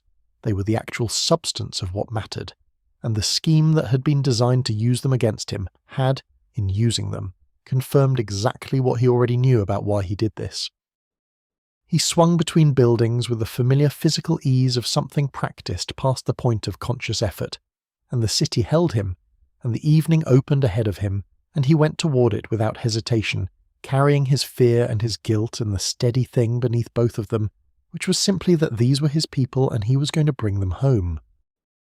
The designated address led him to the eastern edge of the city where the infrastructure of the power grid made its presence most visible. A district of substations and transformer housings and overhead lines that carried the city's electrical supply through a landscape that was industrial in the specific way of things that exist to serve a function rather than to be seen. The buildings here were utilitarian and large, their facades unmarked by any of the commercial signage that gave the rest of the city its particular visual texture, and the streets between them were quieter than the streets a few blocks west, quieter with the specific quality of places that do their work invisibly and do not require an audience. The air carried a faint metallic undertone that Peter's enhanced senses registered before his ordinary perception would have identified it, the ambient charge of high-voltage equipment operating at its normal capacity, a baseline electrical presence that was simply the smell of this part of the city going about its necessary business. He had approached carefully, moving across rooftops rather than through the streets, using the elevated perspective to read the environment before committing himself to it in the way that his months of experience had taught him was always worth the time it cost. His spider sense was active at a level above its resting state, not the sharp, specific signal of immediate threat, but the sustained heightened awareness of an environment that contained potential danger, distributed through its entire structure, rather than concentrated in a single approaching point. This was itself information. It told him that whatever waited inside was not a single opponent prepared to spring, but something more diffuse and more environmental, a situation rather than a person, which aligned with what he already suspected about the nature of what Otto had designed. The power station he finally entered was a large building whose interior was organized around the massive electrical equipment that was its reason for existence. Transformer banks and switching gear and the thick insulated conduits through which enormous currents moved with the patient indifference of forces that do not need to be dramatic to be dangerous. The light inside was the particular yellow-white of industrial fluorescence supplemented by the blue-white glow of electrical discharge at various points in the equipment, and the sound was a sustained low hum that was felt as much as heard, a vibration that lived in the chest rather than the ears. The air was thicker in here, charged in a way that Peter's skin registered as a constant mild pressure, and the smell of ozone was present now not as a trace, but as something substantial enough to taste. Maxwell Dillon was waiting for him with the patience of someone who's prepared his ground and understands that preparation converts waiting from a disadvantage into an advantage. He was standing near the central transformer bank, and the electrical charge that surrounded him at all times was visible here in a way that it sometimes was not in less conductive environments. A faint corona of blue-white light that outlined his form and made the air around him shimmer slightly at its edges. He looked, standing in the middle of all that electrical infrastructure, like someone who had come home, and perhaps this was the most accurate way to understand what the power station environment meant to Electro. Not a chosen battlefield so much as a natural habitat.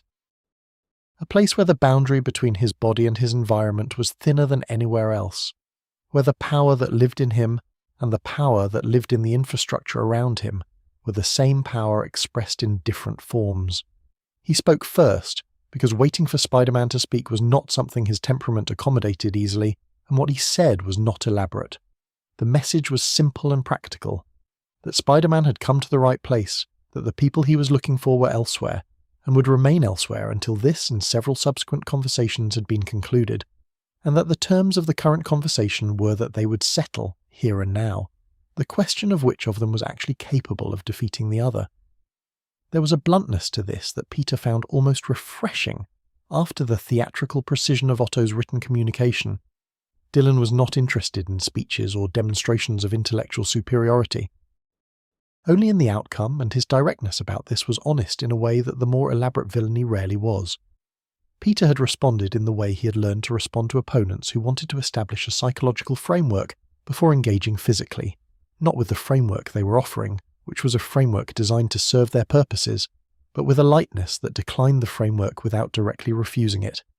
He said something about the electrical bill in the building, something about whether Dillon was paying it or whether he generated his own, and the quip had the function it always had, not of making the situation less serious, but of establishing that Peter was not inside the emotional architecture his opponent was trying to construct, that he was present on his own terms rather than the terms being offered. The engagement that followed was not the kind of confrontation that resolves quickly. Electro's control of the power station environment gave him capabilities that went beyond what he could bring to a more neutral location, and Peter had anticipated this while also understanding that the anticipation and the reality of navigating it were two different experiences. Dillon could draw on the electrical current running through the building's entire infrastructure, which meant that the volume of energy available to him was not limited by anything Peter could affect. He was not carrying a finite supply that could be depleted, but was connected to the broader grid in a way that made him, in this environment, essentially inexhaustible. The attacks came not only directly from Dillon himself, but from the infrastructure around him, arcs of electrical discharge from equipment that had been pre-positioned to create fields of force that directed Peter's movement, the way walls direct movement, making certain paths through the space unavailable, and others more costly than they appeared. Peter moved through the space with the specific combination of his spider sense and his acrobatic capability that had become, over the months, the closest thing he had to an automatic response to complex physical environments. The spider sense was working hard in here, filtering the ambient electrical charge of the environment from the specific charges that constituted directed attacks. A discrimination that was possible but that required a quality of sustained attention that was itself a cost, like maintaining a complex calculation in the foreground of your mind while also navigating physical space. He was aware of this cost in the way that athletes are aware of the specific energy expenditures that their sport demands, not with alarm but with the practical attention of someone managing a finite resource across a situation of uncertain duration. The web shooters performed less reliably than in environments without saturated electrical charge, which was not a surprise. The mechanism was sensitive to electromagnetic interference in ways that Otto's analysis had clearly accounted for when choosing this location for Electro's portion of the gauntlet. Peter adapted as he always adapted, reducing his reliance on the shooters for offensive purposes and preserving the fluid for structural applications where the interference was less likely to affect the outcome, anchoring himself to surfaces where his wall-crawling adhesion was insufficient given the pace of his movement, creating barriers that forced directional choices in the space, rather than using the web as a projectile weapon. What ultimately shifted the encounter was not a single decisive action, but the accumulation of the small adjustments that Peter's speed and his reading of Dylan's patterns made possible. Electro was most dangerous when his opponent was moving in predictable directions, because predictable movement could be anticipated, and the electrical infrastructure could be activated in sequence to create a narrowing corridor with no viable exit. The spider sense was specifically useful here, because it gave Peter awareness of the activation sequence slightly before it became visible, which was enough time to introduce the unpredictability that made the narrowing corridor technique fail. Enough applications of this counter, enough disruptions of the sequential activation pattern, and Dylan's confidence in his environmental control began to show the specific hairline fractures that confidence develops when the assumptions it rests on are repeatedly and quietly contradicted by events. The resolution came quietly, as the resolutions of genuinely technical confrontations often do, not with a climactic exchange, but with a moment in which one participant's positional disadvantage became permanent rather than temporary. Peter had worked his way to a position relative to the transformer bank that gave him both structural cover from the most powerful direct discharges and sufficient elevation to use his web shooters with the accuracy that the situation required. The sequence of actions that followed was brief and had the quality of something that had been building for a while, finally achieving its natural conclusion.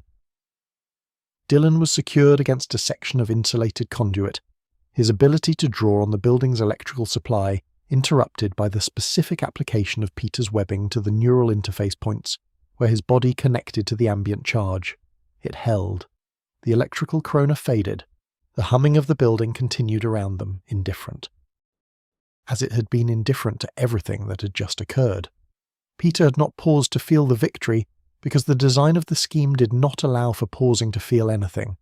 He confirmed from Dylan's communication, given with the pragmatic brevity of someone who has decided that the specific engagement is concluded and sees no advantage in withholding operational information, that the next location was to the north, and then he had moved back through the building toward the street and into the air, and the city had received him again with its usual indifferent generosity. The rooftop environment that Toombs had chosen for their encounter was on a building near the northern end of the financial district, high enough that the street-level sounds were reduced to something abstract, and the wind moved through the space with a freedom and force that did not reach the lower levels of the city. Peter arrived from below, which was not the approach that Toombs had anticipated based on the trajectory that Otto's schematic suggested, and this small disruption of the expected arrival pattern gave him approximately 3 seconds of positional advantage that he used to assess the space before Toombs adjusted to his presence. 3 seconds was not nothing. The Vulture was already in the air when Peter reached the rooftop level, which was where Toombs was always most himself, the wings carrying him in slow banking circles that covered the entire rooftop with their reach, the altitude giving him the same quality of environmental control that Dylan's connection to the power station infrastructure had given him, though expressed in entirely different terms. Where Electro had been a fixed presence drawing power from his surroundings, Toombs was a moving one, his power generated by the relationship between his electromagnetic harness and the air through which he moved, and the air up here was plentiful and fast and entirely in his element. What Peter noticed first, and what informed every subsequent decision he made in the encounter, was the quality of Toombs's movement. He had fought the Vulture before, and in those previous engagements there had been a specific pattern to his aerial behaviour, the wide arcs, the sudden dives, the exploitation of the three-dimensional space that gave a flying opponent advantages over a wall crawler who was fundamentally, however impressive his agility, limited to surfaces. That pattern was present here, but it was expressed with a precision and economy that suggested deliberate preparation rather than habitual method. Toombs had thought about this encounter specifically, had adapted his approach to this specific rooftop, this specific opponent, this specific moment in a sequence that had already cost that opponent something measurable. The recognition of this deliberateness was a kind of respect, and Peter extended it without letting it become anything that complicated his own thinking. The encounter on the rooftop had the quality of its environment, wide and three-dimensional, and subject to the variable logic of the wind, which was a factor that affected both of them though in different ways. For Toombs, the wind was fuel, something to bank against and draw power from. For Peter, it was a variable to account for in the trajectory calculations that governed where web lines landed and how web barriers behaved once deployed. He had learned to account for wind in his calculations, but accounting for it and having it behave as accounted for were different things at altitude, when the gusts were variable, and several of his early approaches were adjusted mid-execution by wind behaviour that his spider sense could detect but not fully predict. Toombs fought without speaking, which Peter had noticed in their previous encounters and which he found in a way he had never articulated, more genuinely threatening than opponents who spoke. The speaking that villains did during fights was almost always a form of management, of their own anxiety, their need for the encounter to have a narrative shape, their desire to perform the role of formidable opponent as well as fill it. Toombs required none of this. He fought with the efficient seriousness of someone who's been doing something for long enough that the performance aspect has been entirely consumed by the functional aspect, and what remained was simply the application of refined capability to a specific problem. There was a purity to it that Peter might have appreciated under different circumstances. The physical demands of the aerial encounter, coming directly after the sustained electrical environment of the Dylan engagement, were of a different character, but not lesser in their cumulative effect. The Electro encounter had required sustained cognitive discrimination, the constant filtering of the spider sense against a noisy electrical background. The Toombs encounter required sustained physical adaptation, the constant adjustment of movement to a three-dimensional space where the opponent's mobility genuinely exceeded his own in certain dimensions. Each type of demand was different, but each drew on the same underlying resources and the drawing had begun. The resolution of the Vulture encounter came through the exploitation of a characteristic that Toombs's fighting style made almost inevitable: the tendency, in opponents who rely primarily on mobility, to commit fully to an attack vector once they have chosen it, because the momentum that makes the attack powerful also makes it difficult to abort mid-execution. Peter had manufactured the opportunity over the course of several exchanges, establishing a pattern of responses that created a reasonable expectation of continued predictability, and then departing from that pattern at a moment when Toombs had committed to an attack that the departure made suddenly disadvantageous. The web that caught the Vulture's wings did not ground him immediately. The harness had more structural integrity than that, but it created sufficient interference with his flight mechanics to bring him to the rooftop surface, and once on the surface, the positional dynamics shifted in the ways that surfaces always shifted them when Peter was involved. He stood for a moment on the rooftop after it was finished, with the city spread below him in the early evening light, and the wind that had been his adversary moved through his hair with complete indifference to everything that had just occurred.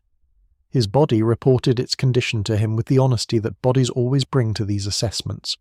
The specific ache of muscles that had been working hard, the slightly elevated tempo of his breathing, the awareness in his hands and shoulders of the work they had done. None of it was beyond what he had experienced before. All of it was present, and all of it would still be present when he arrived at the third location, and the third location after that. He had, by Otto's design, only just begun. He took the information about the next address that the Vulture provided with the brevity of someone who has decided that extended engagement serves no purpose, and then he turned back toward the air and the city and the continuing shape of the evening, which still had a considerable distance yet to travel before it would be done. The third address brought him to a part of the city where the entertainment industry had left its particular marks on the built environment, a district of studio spaces and production facilities, and the specific kind of commercial real estate that exists to serve industries whose needs are unusual enough that ordinary buildings require significant modification before they can accommodate them. The building he was looking for was a film studio that had been used for various productions over the preceding decade, and that sat, at this particular moment, between tenants in the way that such spaces sometimes do, emptied of its most recent occupants' equipment and presence, but not yet prepared for the next, existing in the particular kind of suspended animation that large commercial spaces inhabit between uses. The exterior was unremarkable to the point of deliberate anonymity, a facade of painted concrete whose only identifying features were a loading dock, and a series of ventilation housings on the roof that suggested the interior required more air management than a typical commercial building. Peter had approached this one differently than the first two, not because the approach strategy had fundamentally changed, but because the information gathered in the first two encounters had modified his thinking about what the scheme's design required of him.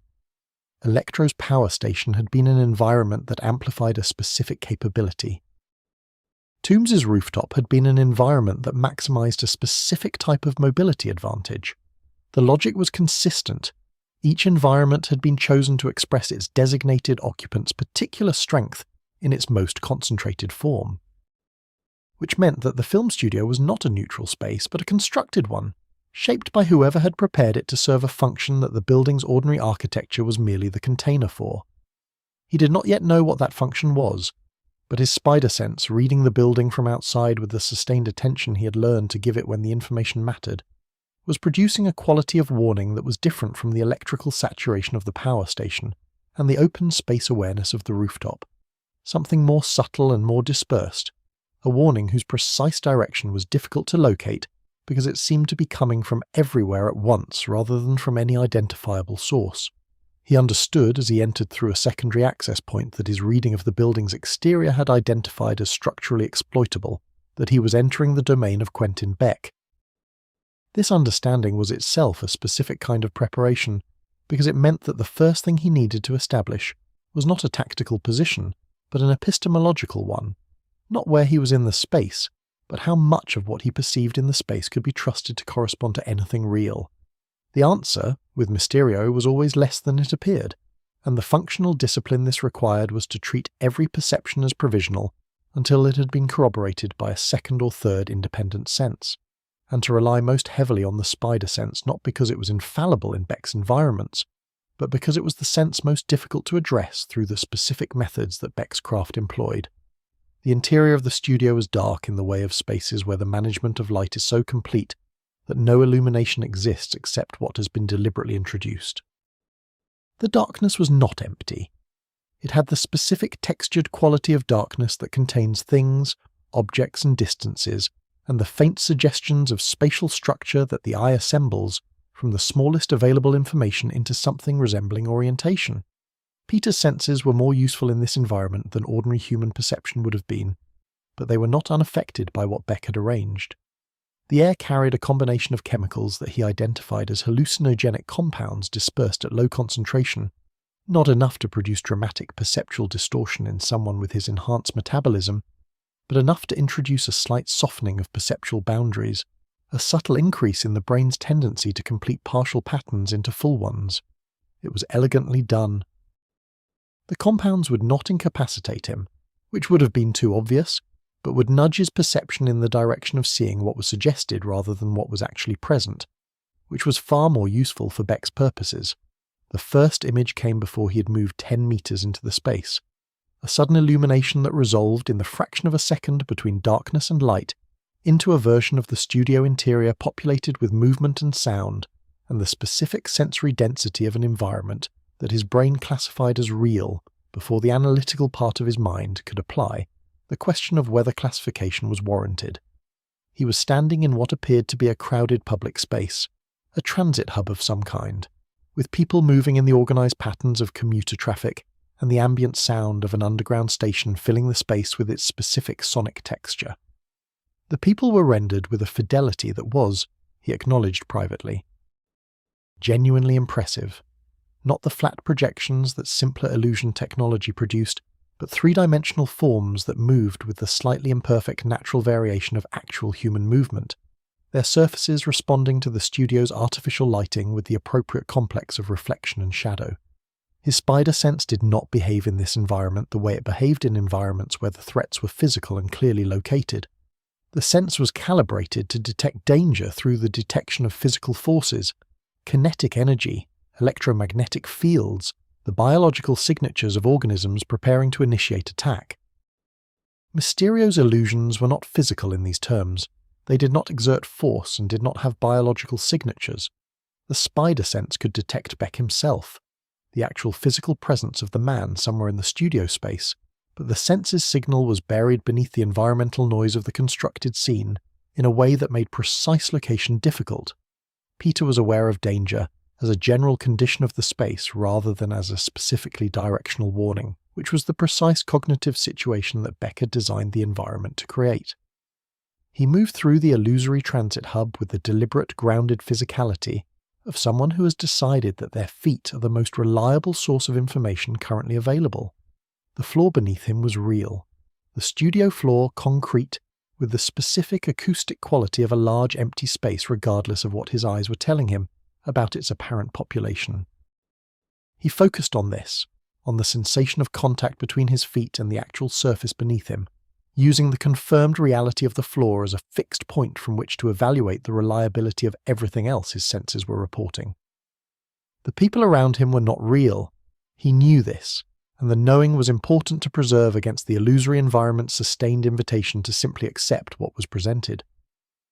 Beck spoke from somewhere in the darkness behind the illusion, and his voice had the quality it always had, the performer's voice, calibrated for maximum effect, carrying the specific pleasure of someone who is conducting an elaborate production and is aware that it is going well. He said something about the nature of reality and the inadequacy of perception as a guide to it, something about how a man who can only trust his senses is already half deceived, and the words were not meaningless. They were, in fact, a reasonably accurate description of the epistemological challenge that Peter was currently navigating. But they were also performance, the narration that Beck provided for his own productions, because silence was not something he found artistically satisfying. The second layer of the illusion replaced the transit hub with something more directly threatening, a version of the studio that appeared to be on fire, with flame and smoke filling the upper portion of the space and the structural elements of the building visible through the apparent destruction in various stages of collapse. This was a more aggressive application of Beck's craft, designed to engage the protective instincts rather than simply the navigational ones, to make the question not just what is real, but what do I need to respond to right now, which was a more difficult cognitive position to maintain analytical distance from. The heat was real, or something that registered on Peter's skin as heat was real. Beck had introduced it through the building's ventilation system with the precise calibration of a technician who understood the difference between the temperature required to be convincing and the temperature required to actually cause harm. Peter had stopped moving through the illusory fire the moment his spider sense had produced a signal that was specific rather than general, a directional warning that cut through the environmental noise for just long enough to give him a location. A quadrant of the studio where something with actual physical presence was positioned and preparing to act. He had moved toward the signal rather than away from it, which was not the instinctive response but was the correct one, in an environment where the illusions were designed to direct movement away from their creator rather than toward him. Beck's craft was most powerful when his opponent was navigating through it on the terms the illusions prescribed. The way to collapse the craft was to navigate on different terms. The physical encounter with Beck, when it came, was brief in its decisive phase but had been preceded by the sustained cognitive labour of the illusory environments, which had been Beck's actual weapon, rather than the fighting he was capable of once the illusions were circumvented. Peter had located him behind a control array that managed the studio's projection systems, a position that gave him excellent oversight of the space but limited physical mobility, and the web that reached him through the gap between illusion layers arrived before Beck's hands could reach the controls that would have introduced the next sequence. The fishbowl helmet that was Mysterio's most recognizable feature made a resonant sound when the webbing contacted it that echoed briefly in the studio space, and then was absorbed by the silence of the equipment powering down as Beck's hands were no longer available to manage it. In the sudden absence of the illusions, the studio was revealed as what it had always been, a large empty space of concrete and steel and the skeletal infrastructure of lighting rigs, stripped of everything that Beck's artistry had temporarily populated it with. The contrast between the constructed reality Peter had spent the preceding minutes navigating and the bare actuality that replaced it had a specific quality that was worth noting and then setting aside, because the noting and the setting aside were themselves a kind of discipline that the scheme was designed to erode, and he needed to preserve as much of that discipline as he could for what remained. His body's report on its condition was more detailed now, and the detail required honest accounting. The electrical environment of the first encounter had imposed a specific kind of sustained cognitive load. The aerial encounter of the second had imposed a sustained physical one. The illusory environment of the third had imposed something that combined elements of both: the cognitive demand of operating without reliable perception, and the physical demand of moving through a space where the actual and the apparent were continuously diverging. These were not independent demands. They shared a common resource, and that resource was finite, and the fourth location was already in his awareness as a weight that the current moment was required to carry in addition to everything else. He took from Beck the confirmation of the fourth address with the same practical brevity that had characterized his information gathering at the previous locations, and Beck provided it with the theatrical resignation of someone who's accepted the outcome of the current scene without surrendering his sense of his own performance's overall quality. There was something in this, in Beck's ability to maintain his performer's identity even in defeat, that Peter might have found interesting to contemplate if the structure of the evening had allowed for contemplation. It did not, and so he filed it in the part of his mind reserved for things that deserved attention later, and he moved back through the empty studio toward the outside air. The night had deepened while he had been inside, and the city that received him as he cleared the studio roof was the city of full evening rather than the city of early night. The particular New York that existed after the dinner hour and before the late-night quieting, when the streets held a mixture of people going toward various purposes, and the light was the specific orange-gold of sodium lamps against a sky that was never truly dark this close to the centre of everything. He had been moving through this city for several hours now, each hour extracting its particular cost, and the cumulative weight of those costs was something he was tracking with the careful awareness of a person who understands that the resource they are managing is not unlimited, and that accurate accounting is the precondition for making it last. The fourth address was in the direction of the park, which told him something about the environment Kraven would have chosen before he arrived, because Kravinoff's fighting philosophy was organized entirely around the principle that the right environment did more tactical work than any specific technique, and the park at night, its open spaces and its shadows and its particular combination of the urban and the natural, was the kind of ground that a hunter would recognize as favorable to methods that relied on patience, concealment, and the precise exploitation of an opponent's movement patterns. Peter swung toward it through the familiar geometry of the city's upper air, and the wind moved through him with the indifferent freedom that the night air always had at altitude, and he thought about Kraven with the specific quality of thought he reserved for opponents who were genuinely formidable in ways that required something other than speed or strength to address, and he arrived at the park's edge as prepared as the preceding hours had left him capable of being. The park at night was genuinely beautiful in the way of places that are designed for human enjoyment, and become, in the absence of their human occupants, something slightly different, something that belonged to itself rather than to its intended purpose, that expressed a quality of aliveness that the presence of crowds tended to obscure rather than reveal. The trees moved in the wind with the slow authority of things that have been growing for decades, and the paths between them held the specific darkness of tree shadow over lamplit stone, and the sounds were the sounds of the city's perimeter rather than its centre, distant, softened, giving the space a quality of remove that made it feel further from the streets than its actual geography justified. Kraven did not announce himself, which Peter had anticipated. The hunter's understanding of the advantage of concealment meant that the opening position of their encounter would be one that Kravinoff had selected, and that Peter would discover rather than one that both of them arrived at simultaneously. The spider sense gave him the direction before his eyes gave him any confirming information, a specific located signal from the tree line to his left that was the warm, biological presence of a large human body in a state of focused preparedness.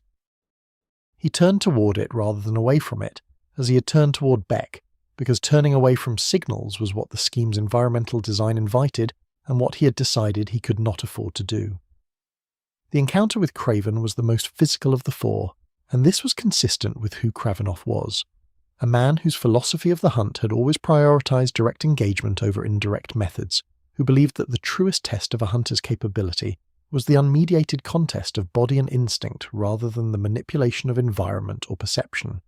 He fought with the efficiency of someone who has spent decades in physical confrontation with opponents who were in some respects superior to him and has developed, through this experience, a vocabulary of technique that compensated for whatever advantages those opponents possessed. He was strong in the specific way of someone whose strength has been developed through use, rather than through deliberate cultivation, functional and integrated into his movement in a way that made it difficult to separate from his general capability as an opponent. What Kraven brought to the encounter that his previous opponents had not was an ability to read Peter's movement patterns in real time and adjust to them with a speed that suggested the adjustment was not primarily cognitive, but something more like the deep physical intelligence of an organism that has evolved to track and respond to prey. Peter's unpredictability, which was one of his most reliable assets against opponents who relied on anticipation, was less effective here because Kravenov's tracking was not based on prediction of specific movements, but on a more general orientation toward the direction and quality of momentum, which was harder to disrupt without abandoning the movement efficiency that the evening's accumulated costs made necessary to preserve. The awareness that Kraven was treating their encounter as a test rather than simply a confrontation, that something in his quality of engagement communicated genuine interest in the outcome as information rather than simply as victory, was something Peter noticed and did not fully process in the moment, filing it alongside the other observations about his opponent's psychology that the evening was generating in quantities he did not currently have the resources to examine. What he noticed more immediately was that Kraven's ambivalence, the quality he had perceived in the hunter's commitment to the scheme, and the brief information he had gathered about the Six's formation, was not visible in his fighting. Whatever private reservations Kravenov carried into the encounter, they did not dilute his application of his considerable capability, and Peter was required to match that capability with a fullness of effort that he was increasingly aware was drawing from reserves that the evening had already significantly reduced. The resolution came through the specific exploitation of the one quality in Kraven's method that his deep physical intelligence did not fully compensate for, the tendency in opponents who have learned to track momentum rather than predict specific movement to commit slightly too early to the response once the momentum pattern has been identified, because the pattern recognition that triggers the response is itself a form of anticipation, and anticipation can be disrupted by the introduction of a pause that the established rhythm does not account for.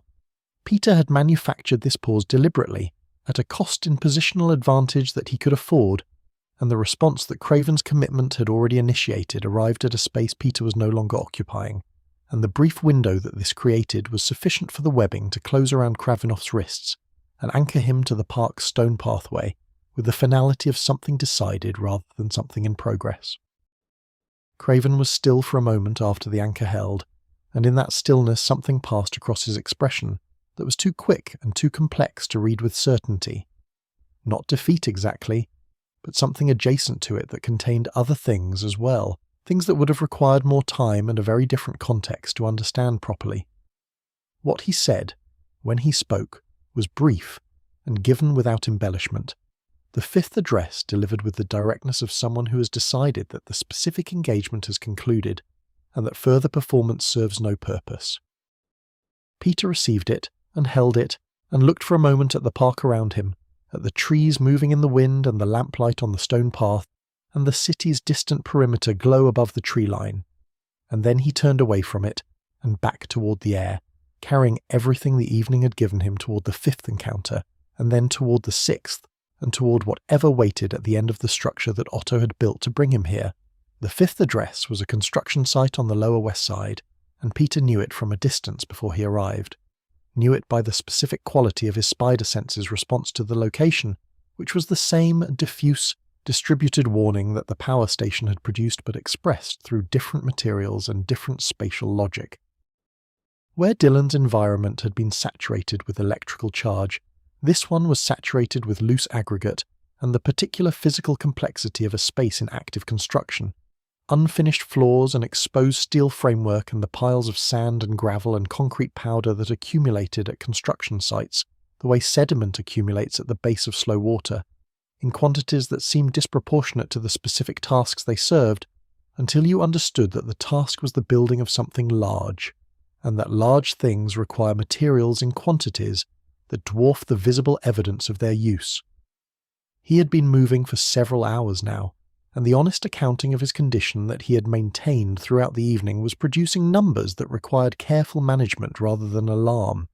The alarm would not serve him, and he had set it aside with the practiced discipline of someone who has learned that the emotional response to a difficult situation is a cost that must be weighed against its benefits before it is permitted to run. What remained after the alarm was set aside was the practical reality. Muscles that had been working hard for an extended period, a spider sense that had been operating at elevated intensity through 4 consecutive demanding environments, web fluid levels that had been drawn down more quickly than a typical evening's patrol would have required. None of these were failures.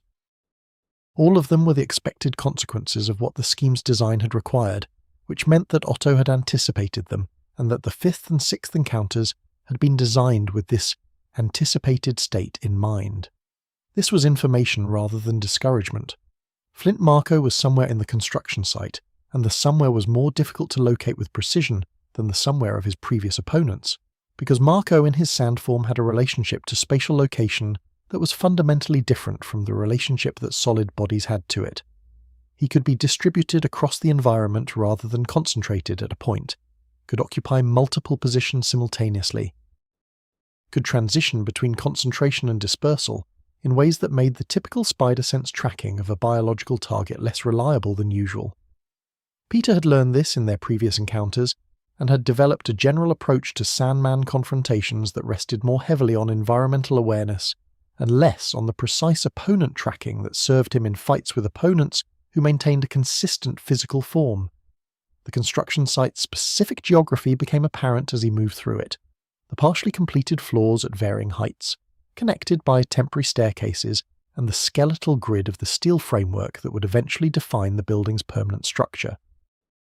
The ground level covered in the materials of construction in quantities and arrangements that would have been unremarkable to a construction worker, and were deeply tactically significant to someone who understood what Flint Marco could do with sand in the quantities available here. Marco had not merely been assigned to this location, he had been assigned to an environment that was functionally an extension of his own body, a place where the distinction between opponent and terrain was not merely blurred but potentially meaningless. Otto's selection had been, in this as in the other cases, precisely considered. The first contact came as a change in the texture of the floor beneath Peter's feet, rather than as a visual or auditory signal, the slight, shifting quality of a surface that was beginning to behave less like concrete and more like something with intentions, the specific preliminary sensation of sand-gathering coherence from dispersal and moving with purpose rather than simply lying in its natural resting state.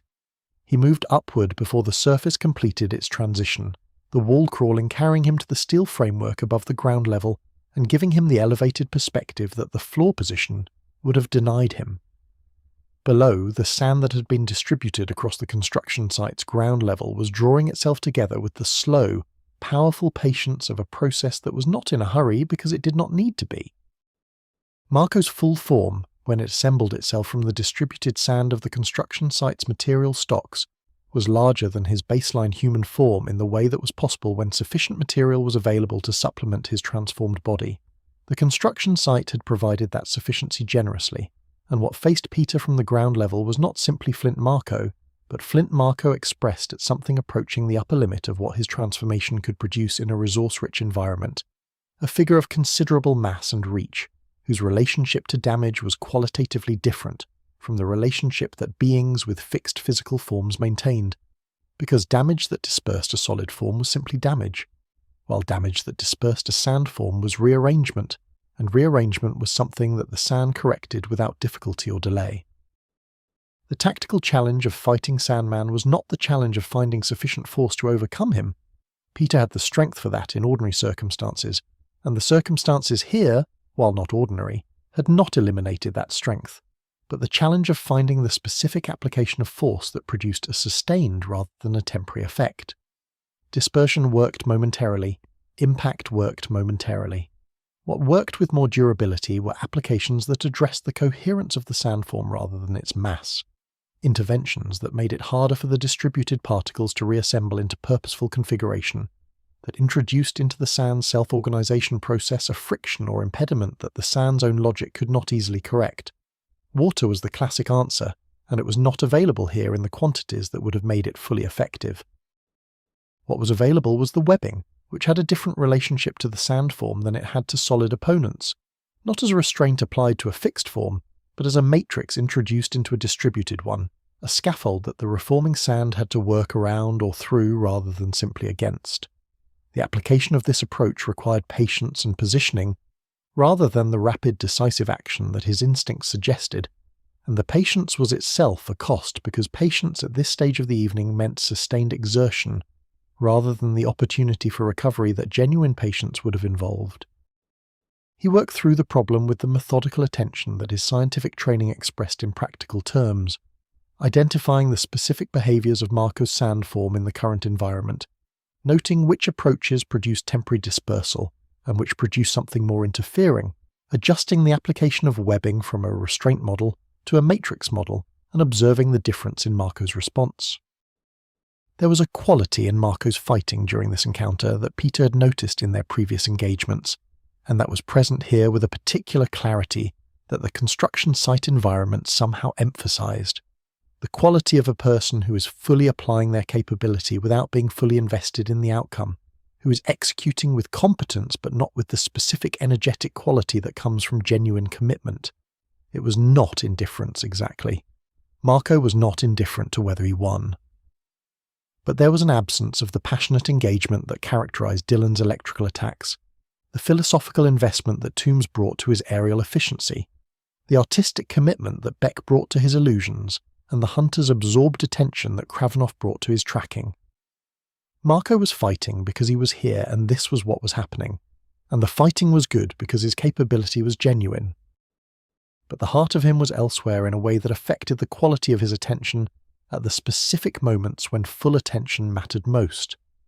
The matrix of webbing that finally achieved sufficient coherence to interrupt Marco's ability to maintain his distributed form's organizational integrity had taken longer to construct than Peter would have preferred, and the cost of that duration was measurable in his body's condition when the construction was complete. But it held, and Marco's form lost its fluid, purposeful quality and settled into the kind of temporary stasis that the webbing matrix could maintain for the period he needed. The fifth address had been given in the brief exchange that followed with the same pragmatic brevity that Marco brought to most of his communications, and there had been a moment, fleeting, easy to misread, in which something in the older man's expression communicated something that was not quite relief but occupied adjacent territory. Peter had received this without comment, and without the time to examine what it meant, and had turned back toward the city's upper air for the final leg of what the evening had become. The sixth address was a warehouse in the industrial district near the waterfront, and it was the address that had been present in his awareness as a weight since the first encounter. Not consciously, not as a specific fear, but as the background knowledge that the structure Otto had built had been building towards something, and that the something was its architect, and that the architect had designed the entire evening with the specific awareness of what Peter's condition would be when he arrived at the architect's door. He did not permit himself to think about this in the way that thinking about it would have invited, the calculation of whether what remained of his resources was sufficient for what remained of the scheme. The calculation was not available, because the information it required was not information he had, and attempting it in conditions of uncertainty produced only anxiety rather than useful planning. What he had instead was the practice, developed over months of operating as Spider-Man, of moving toward the next thing without requiring confidence about its outcome, of trusting the training and the instinct and the moral commitment that had gotten him through the previous 4 hours to continue serving their function. The warehouse was large and it sat at the edge of the waterfront with the specific gravity of industrial buildings that have been in their locations long enough to become part of the landscape's logic. Not remarkable, not designed to be looked at, simply there in the way that functional things are there when their function is their entire reason for being. The lights inside were on, visible through the high windows that ran along the building's upper register, and the light that came through them had the quality of artificial illumination in a large space, diffuse and even, without the shadows and angles that smaller spaces created. Peter's spider sense as he approached produced a signal that was different from the signals of the previous 5 environments, in a way that he identified immediately and precisely.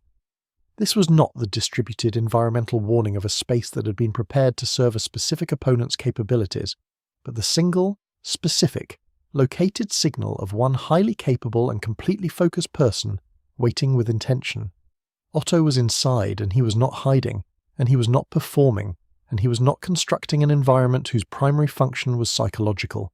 He was simply waiting, in the way that someone waits when they are confident that what they are waiting for will arrive. And the waiting itself was a demonstration of the confidence. The interior of the warehouse was large and relatively unobstructed, which was its own kind of tactical statement. Otto had not needed to fill the space with the environmental complexity that the other locations had required because the arms were themselves an environment, a set of capabilities that created tactical complexity regardless of what surrounded them. He was standing near the centre of the space when Peter entered, and the four mechanical arms were extended and still in the way that they were still when they were under complete conscious control rather than simply resting. A stillness that was the opposite of inactivity, that communicated readiness through its very quality of suspension. He looked, standing in the warehouse light with the arms arrayed around him, like something that had achieved a form that suited it completely. A person and a technology fused into a single expression of combined capability. He spoke, and his voice had the quality that Peter had heard in it before, the precise, unhurried delivery of a man who considers spoken communication a lesser medium than written but is willing to use it when the situation warrants. He said something about the evening's structure, acknowledging its design, with the satisfaction of a craftsman who has watched his work perform as intended, and he acknowledged Peter's presence at the sixth address as confirmation that the structure had been sound. There was no gloating in this. Gloating was a form of emotional indulgence that Otto did not permit himself, because emotion was a variable that introduced unreliability into the operation of a precise instrument, and Otto considered himself a precise instrument above all other considerations. What there was instead was the clean pleasure of a hypothesis confirmed, and this was, in its way, more chilling than gloating would have been. Peter had said something in response that was neither the witty deflection of his usual combat patter, nor the serious engagement that Otto's intellectual framing invited, but something between them, an acknowledgement that the structure had been well designed, offered without admiration, followed by the practical observation that the structure had brought him here, and that here was where he had needed to be regardless of its quality as a design. This was accurate, and Otto received it with the slight adjustment of expression that very intelligent people make when they encounter an argument that is both correct and inconvenient. The engagement that followed was the most sustained and the most complex of the six, and it was these things not primarily because Otto was the most physically dangerous of the opponents, though the arms made him genuinely formidable in the specific environmental context of a large enclosed space where their reach could be applied without the geometric constraints that smaller spaces imposed, but because fighting him required the simultaneous management of physical, tactical and psychological dimensions that the previous 5 encounters had each addressed separately. The arms were fast, and their speed was not merely the speed of mechanical systems, but the speed of systems controlled by a mind that was processing the fight at a level of analytical depth that most opponents did not bring to physical confrontation. Otto was watching what Peter did, and constructing real-time models of his behaviour that he then used to anticipate rather than simply react, which meant that approaches that had worked early in the engagement worked less reliably as the engagement continued, because the analytical model was updating with each exchange. Peter had understood this from their previous encounters, and had prepared for it in the way he prepared for tactical problems that could be anticipated, not with a specific counter that would be applied at a specific moment, but with a commitment to introducing sufficient variability into his movement and his attack patterns that the model Otto was constructing would always be working from incomplete information. This was itself an exhausting approach, because variability at the level required was not instinctive but deliberate, and deliberate movement at high speed drew more heavily on cognitive resources than trained automatic response. At this point in the evening, his cognitive resources were not what they had been at the power station, several hours and 4 demanding encounters earlier. The arms had reached him 3 times before the encounter's decisive phase, and 3 times was 3 more than he preferred. Each contact had been managed, had been absorbed or redirected rather than simply endured, but the management had costs that added to the evening's already considerable ledger. His ribs reported a specific complaint from the second contact. His left shoulder reported a different but related complaint from the third. He noted these reports, confirmed that they were within the range of the manageable rather than the limiting, and continued. What shifted the encounter was not a technical breakthrough or a tactical masterstroke, but something simpler and more durable than either of those things. The quality of continued engagement past the point where Otto's model predicted disengagement. He had been here before with Peter Parker in their previous encounters, and each time the young hero had demonstrated the capacity to continue when the analytical model suggested he should have stopped. But the model had been constructed on the basis of those previous encounters in conditions where Peter had not already fought 4 consecutive opponents in 4 prepared environments over the course of several hours. The model's prediction of disengagement was this time considerably better founded than it had been before, and this made the continuation past that prediction point not merely surprising, but genuinely disruptive to the analytical process that was Otto's primary weapon. The disruption manifested as a fractional hesitation in the arm's coordination, not a failure, not a breakdown, but a momentary asynchrony between the 4 limbs that reflected the recalibration happening in the controlling mind as it adjusted to information that contradicted its model. Fractional hesitations in 4 mechanical arms moving at the speed Otto's arms moved were not large windows, but they were windows, and the spider sense identified them with the precision it reserved for exactly these kinds of small opportunities, and the web that Peter placed in the specific gap that the hesitation created was placed with the accuracy of someone who has been practicing this for long enough that precision does not require the resources that it requires when it is new. The sequence that followed moved quickly and had the quality of things that move quickly when the underlying preparation has been long and careful. The specific efficiency of a resolution that is not improvised but realized, that has been building through everything that preceded it and simply achieves its completion at the moment the conditions finally allow. The arms were not all secured, because securing all 4 arms of Dr. Octopus in a sustained way was not something that the resources remaining to Peter at this stage of the evening made straightforwardly achievable. What was achieved was sufficient, a positional arrangement in which Otto's ability to apply the arm's combined reach was interrupted enough, and his own physical position was constrained enough, that continuing the engagement on the terms he had designed was no longer viable. He was still, when the stillness came, in the way of very intelligent people when they have encountered an outcome that their analysis did not fully predict, not defeated in the dramatic sense, not collapsed into anything that resembled the emotional surrender of the less disciplined, but simply stopped, recalibrating with the same methodical precision that characterized everything he did. He looked at Peter with the specific quality of attention that was, perhaps, the most genuine thing about him, the pure intellectual regard that he extended to things that had earned his serious consideration, regardless of whether he wanted to extend it. And then he gave the information that the design of the evening had always intended this moment to produce. And the information was that Betty Brant and May Parker were held in a secured room at a specific address that was not one of the 6 encounter locations, but a separate facility whose location the evening's design had been protecting until this moment, and the address was confirmed by the spider sense's response to hearing it, which was the response of something that has been searching for a specific signal and has finally found it. Peter had moved toward the door of the warehouse while the confirmation was still completing itself in his awareness, and the night air outside received him with the same indifferent generosity that the city's air always extended, cool and moving and completely unconcerned with everything that had just occurred. His body's accounting was thorough and detailed and temporarily set aside because Betty and Aunt May were waiting at an address that was 20 minutes of web swinging from where he was standing, and 20 minutes was the only calculation that mattered now. He crossed the waterfront and entered the city's upper air and moved through it with everything the evening had left him, which was less than he had started with and sufficient for what remained, and the city opened ahead of him in the direction of the people he was going to bring home, and he went toward them without hesitation, as he had been going toward them since the beginning of this long, careful, finally concluding night. The room where Betty and Aunt May had been held was unremarkable in its physical details, a secured interior space in a building whose connection to the Sinister Six's operation was purely logistical, chosen for its utility rather than any symbolic significance.